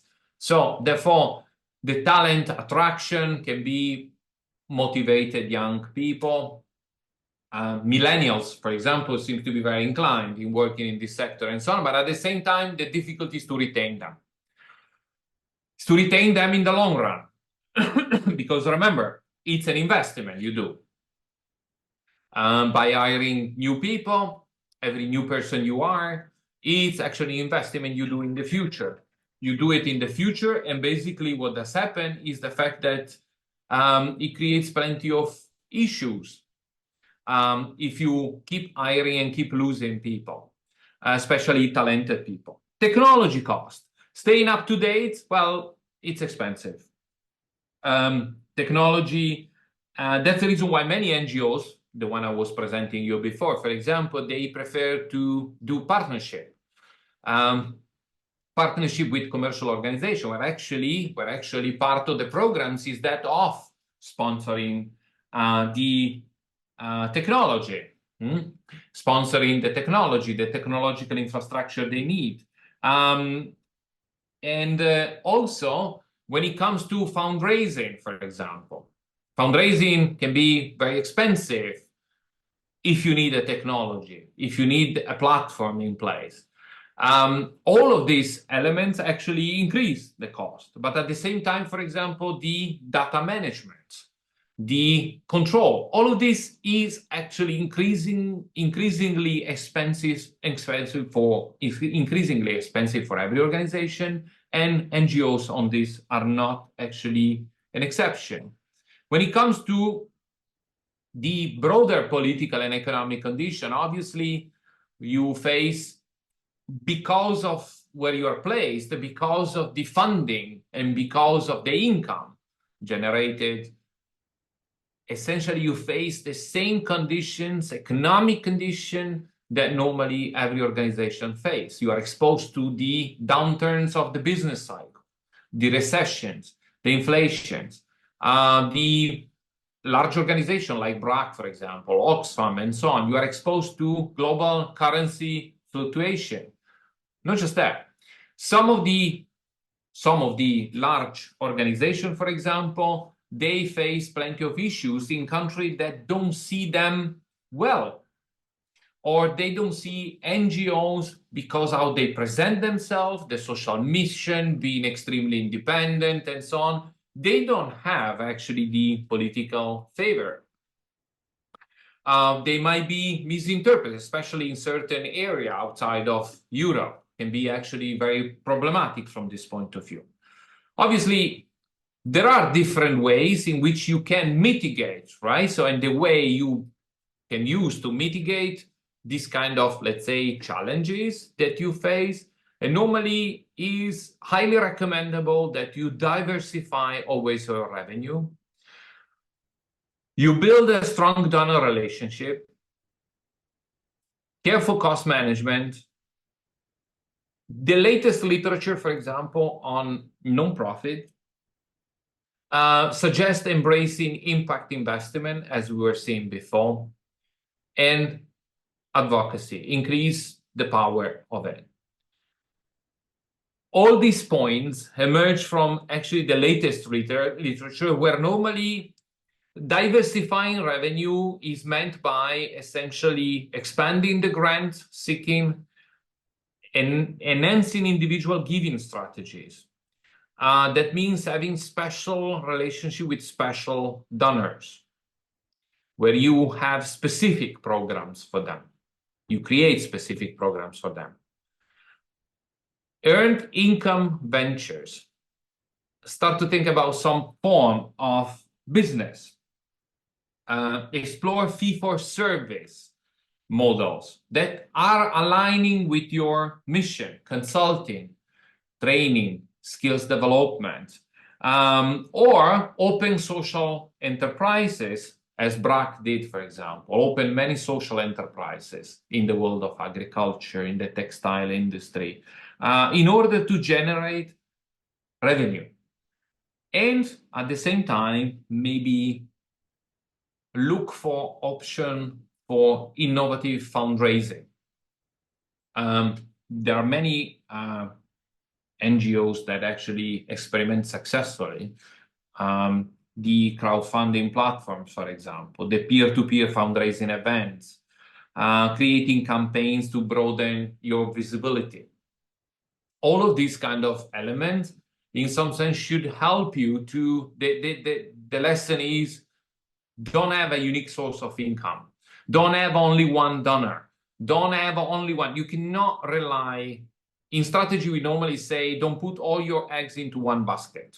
That's the idea. You cannot rely on a single or just two stream of income. It should be as diversified as possible. Second, strong donor relationship. Your assets are essentially transparency and accountability. That's the key, because that's the foundation for your trust. And that's definitely the providing of detailed kind of reporting, very accurate reporting on how donations are utilized and the impact, for example, of your NGO has, socially speaking, economically speaking. This is made in general. I mean, if you go to the general platforms of these very successful NGOs, it's full of success stories, books, blogs, and so on. It's massive, the communication they have from this point of view.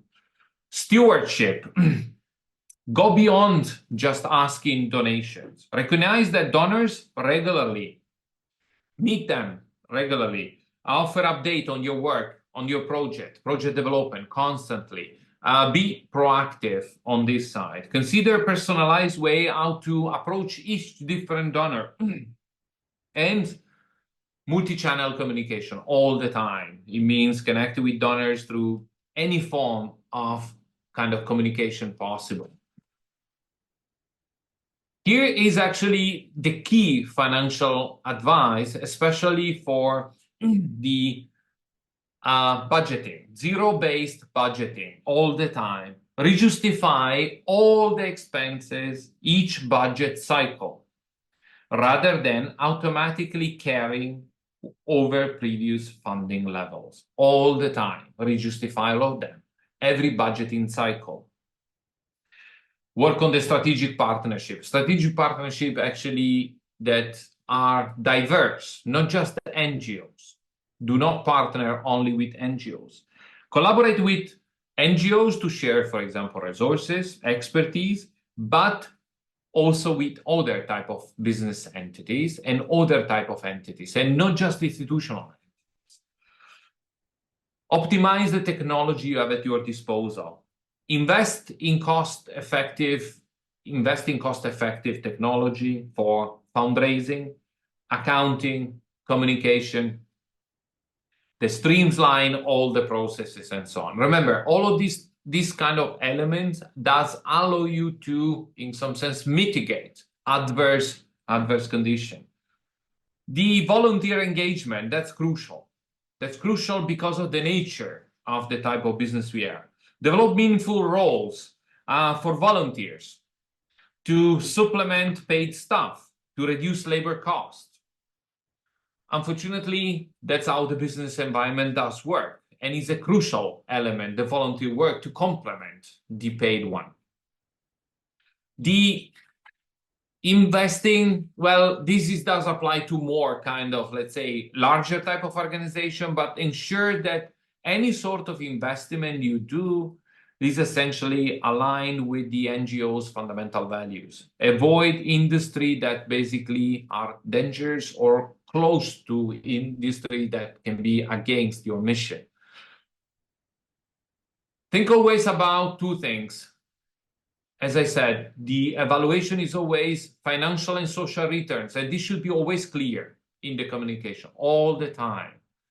It should be part of, let's say, it's an economic strategy, let's say, to mitigate, it's an approach to mitigate adverse condition, but also should be a normal general practice. Seek out investment basically offers the potential for both financial return and positive social and environmental impact, always the combination of the two. And fundamental one, because of what we have said before, when you look for investment opportunities, projects, assess always the risk involved before deploying the capital, not after. The due diligence is extremely important.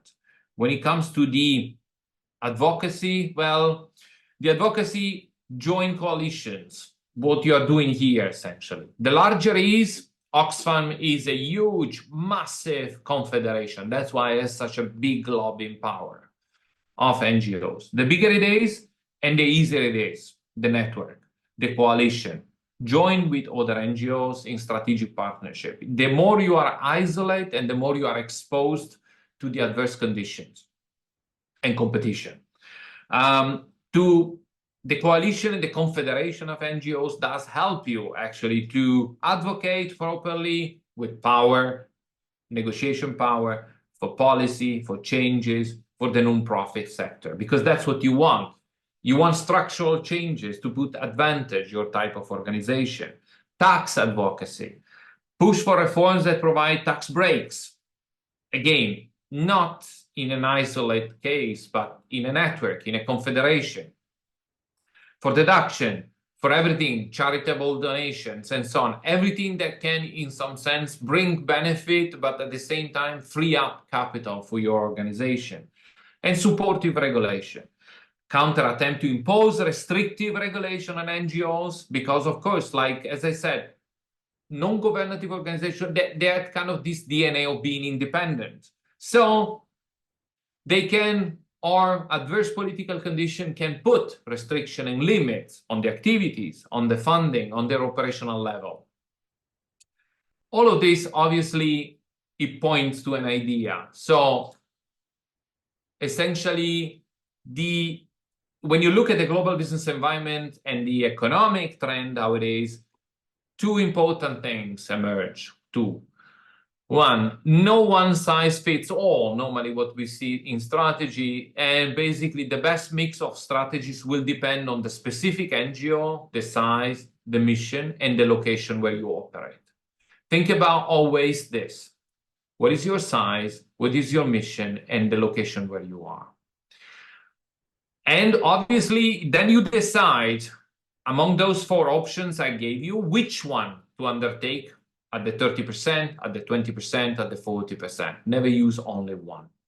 The second, it's a patient capital kind of development, so long-term focus. So the economic resilience for NGOs require building essentially long-term model. It takes long time to develop it. Don't be anxious of, short terms. Get out from the mindset of short term. That's normally the financial markets, that the capital world, like at the commercial level and so on. Stay away from that pressure, because otherwise it's kind of, if you fall into that trap, it can become dangerous for your organization. Here you have different examples. WaterAid, for example, is a huge organization, diversifying their revenues. Building strong donor relationship, Kiva, you have here, when you will get the slides, you can check the website and so on. Careful cost management. The Grayman Foundation that led to, I don't know if you know it, the Grayman Bank. Mohammed Yunus, what is called normally in the world, started as an NGO. And essentially is one of the largest, let's say, banks. He got the Nobel Prize as well, Mohammed Yunus as well, but started a long time ago in the 70s. And for micro loans and funding for women living in certain kind of rural area in very disadvantaged conditions. Advocacy, Human Rights Watch, one of the most famous one. If you explore carefully their kind of website, you will see actually how these strategies, according to what we have been discussing so far, actually come into place and how they actually are realized. Obviously, all of this is normally what does happen, but normally these type of organization, the one I mentioned, they tend to have also a very innovative impact. Innovative impact. And the innovative impact, so it means coming up with new, essentially new strategies. Here you have, for example, there are generally, you can trace it like in different groups, essentially 5 different groups, but one of the group is impact investing and blended finance, for example. Here, if you think about the growth of the market, let's say the impact investing market, we are talking a market that around 2020, 2021 exceeded basically $715 billion worldwide. So we are talking about a huge market where actually plenty of NGOs, actually they already are involved in it. This basically, and it's actually a growing sector. The Acumen Fund, for example, since the beginning has invested more than $100 million into patient capital for early stage social enterprises. It's like an incubator for social enterprises in sector like, for example, agriculture and healthcare in the poorest area of the world, for example. Which is something that we need to consider, because the impact investing and blended finance, mixing the different sources of incomes, is something that can be becoming extremely useful to ensure the stability of the organization and the long-term run of the organization and the social impact in the long run. The use of crowdfunding and peer-to-peer lending is actually something that has been increased. For example, you can even find it easily in the news. GoFundMe, it's a major crowdfunding platform that facilitated basically about in 2022, only in 2022, facilitated about $10 billion in donation that were going to different causes, and many of them by NGOs, for example. Charity Water is a typical example of using crowdfundings. I think Charity Water, I think is the American one actually, Charity Water raised $1 billion basically utilizing this type of techniques, $1 billion. On the other side, look out for a new form of business. This is coming, let's say, from the developing area of the world mostly, but is becoming more and more prominent, is the idea of what normally we call the social enterprise. Social enterprise is essentially an enterprise that doesn't focus only, is a commercial one, but it doesn't focus only on profit and profit margins, but also it includes, for example, social value. And those are actually perfect partners, are good actually partners for NGOs. There was a study actually, it started kind of, let's say, about 20 years ago, but around the 2015 to 16, from the British Council found that, for example, about 50% of the social enterprise survey generate half of their annual income through essentially trading activities. So it's a mix of social kind of mission and trading at the same time. And this actually can give plenty of ideas for partnership for NGOs. For example, a very famous one in India is called Aravind Eye Care System in India, which is actually a very interesting social enterprise. Is lauded basically because it has a very sustainable model. Essentially, as you probably know, in India, the social structure and the cultural structure is divided by caste, the caste system, And the caste system essentially has associated different level of income and accessibility to actually even healthcare. Basically, they have a system in which they have private clinics and basically free hospitals. So what they do essentially in this business model, they have their fee-paying hospitals cross-subsidize free and low-cost services basically for the poor, demonstrating basically how a social enterprise can have a sustainable model and at the same time a very high social impact. Essentially, is a system of clinics where the funding of the private clinic by the wealthier part of society actually funds for free for the poorest part of the society. Another part which is actually becoming more and more kind of important is the so-called data as a revenue stream. As McKinsey, for example, reported, NGOs can monetize on their data, creating revenue stream. But the crucial thing here is to maintain the ethical use of those data. The potential for this market is vast because the data becomes increasingly valuable. As I was mentioning before, I think it's a unique opportunity. It's very difficult to find, besides large organization, but find like proper data reporting and proper kind of analysis of the actual impact, economic and social impact of NGOs, group of NGOs, confederation of NGOs, and so on. They are essentially, most of them, they're attached to big names, BRAC, Oxfam, Kiva, and so on, all of those, Save the Children, the big ones, Dr. Beyond Borders, and so on, the big ones. But essentially, it's very difficult to find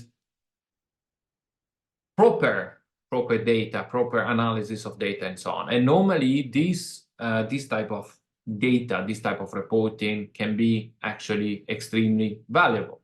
So, and there is a vast kind of like area that can be covered. The last one, for the most technologically advanced one, obviously, and one of the latest trends in finance is embracing, obviously, cryptocurrencies and blockchain. Here, there are no really data. If you look around to find overall, basically, cryptocurrency donation, though, are essentially in rise. These are what are the data. For example, if you take one of the most famous platforms, the Giving Block is called. There was about, in the last couple of years, 21, 22, 23 data were not available, but 21, 22, there was about $100 million in donation in crypto. In crypto donation. Many NGOs are kind of, seems to be going that direction, the most advanced one. To mention probably a very famous institution speaking, the United Nations Children's Fund, for example, has a dedicated crypto fund, for example, for receiving cryptocurrency donation for children. And they normally utilize blockchain for transparent tracking of funds and for basically innovative program for digital assets development. So everything which is connected to the, let's say, the cutting edge development of the world of finance. I would say that when we explore new ways, besides what I was illustrating before, I would recommend that first, mission alignment, very important. Second, capacity building. Sometimes NGOs, I think, as every organization, but and NGOs are not an exception, might need to invest in developing expertise and technology infrastructure to be able to deploy these type of strategies. They are not at the level yet. The mission alignment, this is vital because, of course, we need to, as I mentioned before, what is important is at stake our most important asset, the reputation and trust. And obviously, having always a long-term mindset. A few points take away to conclude this discussion, and then happy to hear your opinion and talk with you. Economic stability, it's a mission critical, it's the most important one. Diversification is a key. Mission and money, remember, must align always for any economic strategy you decide. Cost conscious accounts like the expenditure and budgeting properly done. Adaptability is essential, means understanding the change and development of the global business environment and market. And obviously, advocacy matters all the time. Thank you for listening. And I'm happy to answer questions, to discuss with you. Actually, I have a question. If you kind of would be kind, like kind of, I have a question because as a, like, let's call it professor, but the job I do, normally I do research and I write papers about economics and strategy in general, investments and so on. And actually, I found it extremely hard to even look into the data that concerns the economic value, the economic impact, and what actually NGOs do. Is that only my impression, or it's a general kind of situation? Well, maybe I will tell you. Mm-hmm. We are a think tank, but as a form of organization, we are an NGO. Mm-hmm. And yes, I think that you are right, that this is something that you don't find much data about. And the sources of our financing, they're quite transparent because we need to work upon like public money usually. But sometimes we don't know ourselves how much we earn, because this is something that we have to keep the track. No, I'm not questioning. I mean, I'm not questioning actually the transparency and so on. So what I'm trying to make as a point is that, and I tell you as a kind of researcher as well, as somebody who's publishing paper on this. If I want to find, for example, I don't know, let's suppose that I want to do a research about the future strategic development of the defense industry. So basically, I just go online, I find all the data, I find all the sales, I find the number of organizations, I find their turnovers, I find everything and so on. So all the data are available, and then I can sit down, start with my computer, some software, I figure out with some mathematical model, and then I work on it and so on and so on. When I look at the NGO sector, for example, there are plenty of reports claiming that in Poland, actually the NGOs that are dealing with the elderly and the disability and so on, they are particularly kind of, let's say, they have a high quality. They are absolutely, they're absolutely like providing, the service provision they provide is absolutely high quality in Poland and so on, up to the point that they substitute basically a segment in the sector, in, the healthcare system. Great. The problem is that if I want to find the data of the number of organizations, what is the social impact, what is the economic value, and so on, there is nothing.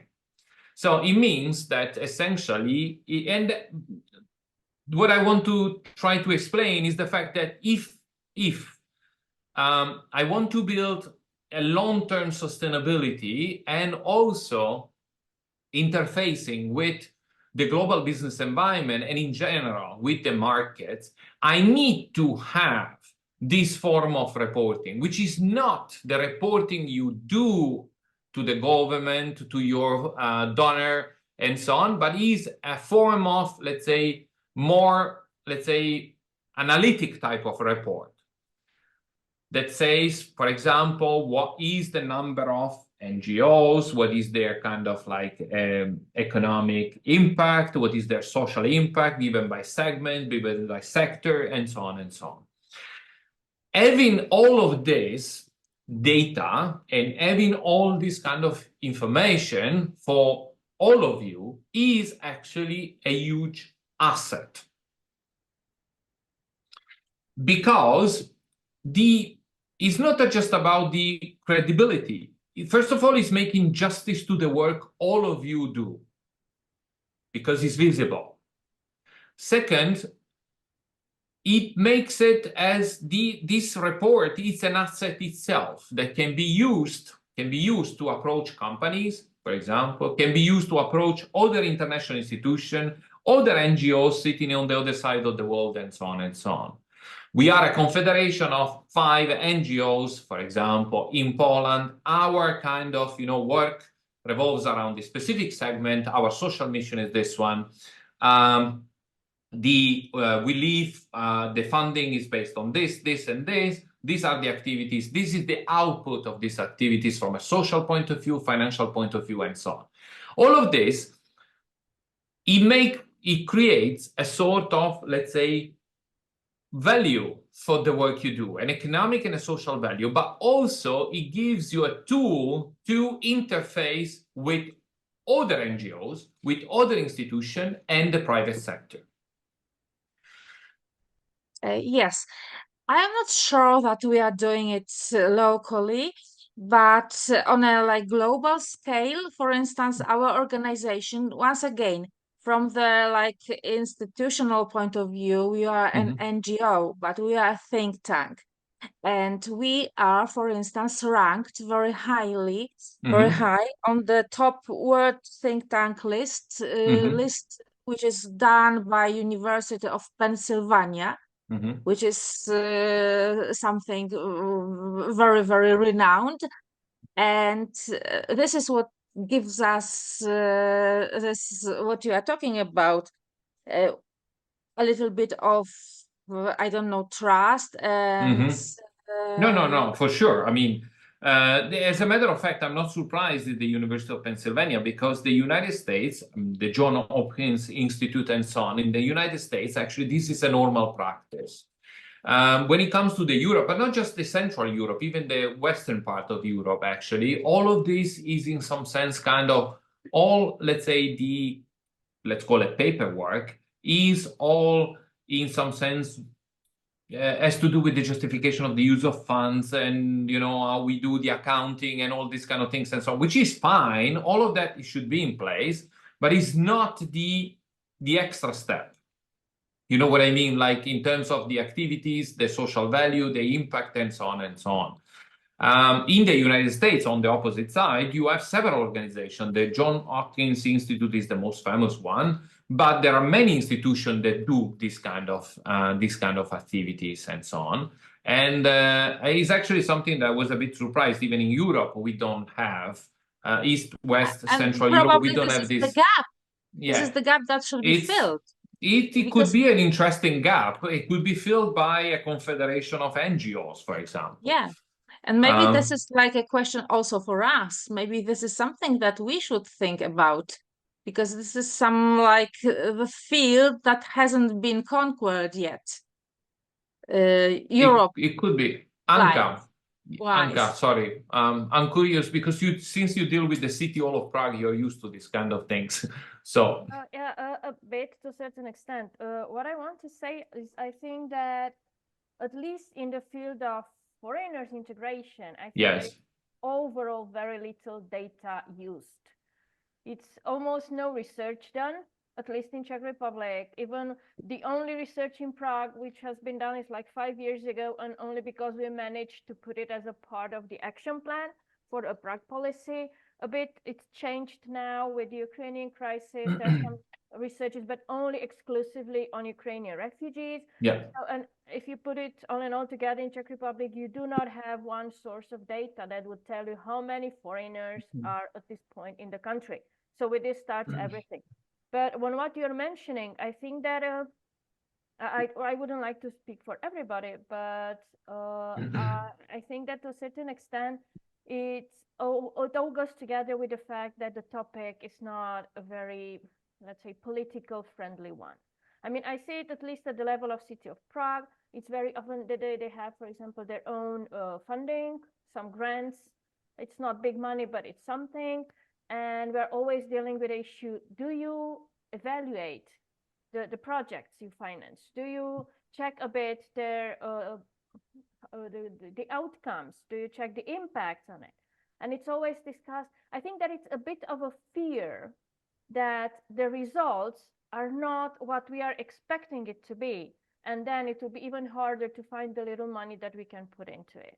Because if we are to be honest, to really evaluate the impact of something, especially in the area of more or less social services or social that we offer, it's very difficult. You need long-term, you need comparative research and everything. At some point, I was considering why, for example, the AMIF, the AMIF program provides a huge amount of money in this area, but I'm not aware of any evaluation reports that anyone would ever do in this respect. I mean, I started to analyze a bit our own data to see a bit of, to a certain extent, the impact of our services, but it's very limited, and it's just because I'm a studied sociologist and I have the resources and I have the knowledge to do it.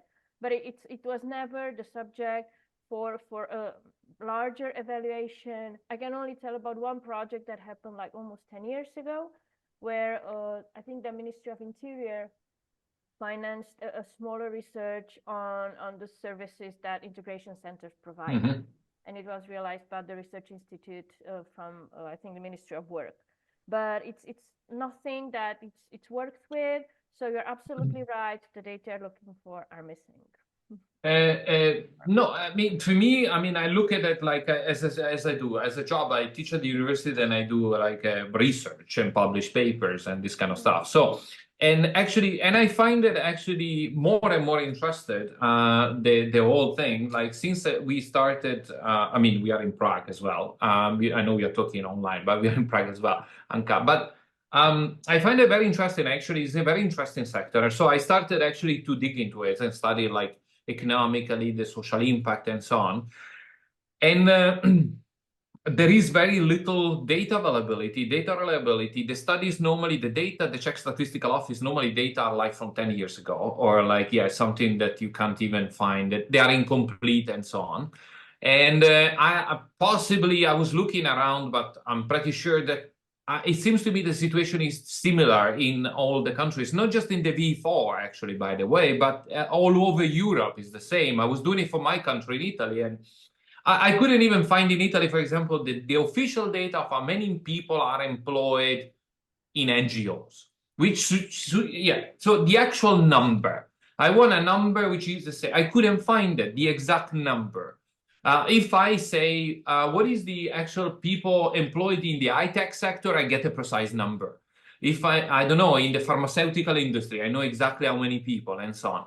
This sector, it seems to me that as on one side, this lack of data, a reliable kind of reporting, not from the organization, don't get me wrong, but reliable reporting on the actual economic value and social impact they have. And on the other side, it can be a huge and vast market in development, because with the development of social enterprises, this can become, an NGO can become crucial partner into this because of what they provide. So I'm projecting myself 10 years from now, where social enterprises will be more and more on the agenda because of the different agenda we have, the environment, the gender gap, the integration, no discrimination, everything. That's where the world is going. Now, in 10 years from now, social enterprises will be part of our business environment more and more. Now, I'm thinking that to prepare the ground for this in the future, obviously adding all of this would be extremely helpful. But as I said, this is the impression I got as a kind of, let's say, researcher, as a kind of, let's say, studying like scholar, but different areas. And I said, okay, this is a very interesting sector. So one of the problem is that most of NGOs are financed by various fundings that have various moments of starting and of ending. So it's almost impossible to say who is doing what right now and how long is it going to do it in the same time. So I think that this is one of the reasons, because it's very dynamic. You would need someone to be 24 out of 24, just searching and researching and finding. I think that the most relevant information in this regard you can find in annual reports, because this is something each NGO has to fill in, and it's the closest you could get to some data background. But like, for example, it took me almost a year in our organization to make an overview of all institutions and organizations that work with foreigners in Prague, for example. So, and I know now that in the moment that I finished, it was valid for like a month. And then it just didn't work because lots of because it will change, and some of them won't be able to do the work anymore. Some of them will do completely different projects. So I think it's one of the but we can ask in America how they do it and definitely learn from them. I would like to only say that, yes, I hope that the world will realize, Stefano, as you say, that institutions like ours are really very important social enterprises, that they are really moving the world forward. And you were talking about Yunus, Muhammad Yunus, the Nobel Prize laureate. We cooperate with him. Our Center for International Relations has been like for over 10 years in contact. We have been implementing various projects together. So this is something that we are also looking forward to promote the idea of social enterprise. So this is the point I want to make. And yeah, we are proud to do that. And what else I wanted to say is that you were so quick, Stefano, to start your presentation that I didn't manage to introduce you. So maybe I will do it right now. Stefano Cavagnetto, he is coming from Prague City University, who is our partner in the project that we are executing. NGO Community Building International Bridges, which is financed with the International Visegrad Fund. And thank you, Stefano, for your presentation. It has been really very interesting, very practical. I don't know, a lot of we could learn from you, which has been great. And we are happy to have you, your organization and you yourself as our partner. I don't know if any of you, now I address our participants, would like to ask some questions. This is like the final moment, because in a moment we will finish our webinar. I just wanted to ask if there would be any like good sources to kind of get through this type of information, like podcasts, and to go deeper into knowledge of I don't know, getting around funds regarding NGOs and yeah, the social businesses and other means of not just grant. Yes, well, more than podcasts, actually. Yeah, I wanted to say, I mean, I'm very happy. I thank actually Agnieszka for the presentation, generous presentation, nice presentation. I'm very happy to be here. As I said, like, I feel a bit like, because I'm not part of an NGO, I'm just an academic, but I do actually teach like business economics and, you know, these kind of things, and strategy related subject area. Yes, there are, and I want to tell everyone, actually, you can simply write me an email, because I'm getting old and kind of have a bad memory, but you write me an email. My email is very easy, so it's my name, Stefano, at praguecityuniversity.cz, and I will reply simply with some resources, some readings and stuff. And then happy to well, meet you Martin are in Prague, so that's easy, but kind of like, no, I'm happy to even talk on Zoom or whatever, so happy to discuss with everyone. There are several resources. There are papers, academic papers, not just about NGOs, about the concept itself of a social enterprise, which is something very interesting.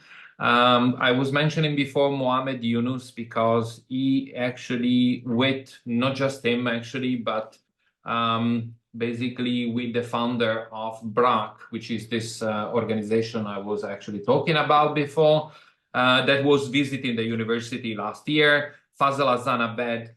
Basically, they kind of gave like a sort of different view of the world, like how to create an enterprise that is kind of like, is combining, let's say, money and social good. So, and the idea is simply like, there is nothing wrong with money itself. It depends how you use it. That's the point, right? So, and certain concept like, you know, gender equality, opportunities, and no exploitation of children, and access to education, and so on should be part of it.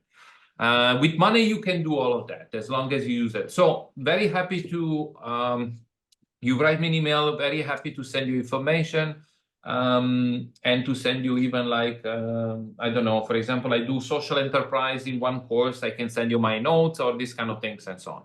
So very happy with, or this does apply to all of you actually. So I'm very happy. I feel like an honor to be here talking with you, and it's my pleasure. So thanks. My my email is actually very simple. I can actually write it here in chat. So Stefano at Prague City University.cz. Yeah, that's very simple as that. So you just drop me an email, and no professor, no whatever. I'm Stefano, as for the old students here. So very happy. Just drop me an email, and if I can answer your questions, send you materials, video, documentaries, and so on. Thank you, Stefano. If You're somebody welcome. misses your email, feel free to contact us. You have our email always. And as I said before, we will deliver you the presentation of Stefano together with the recording of the session.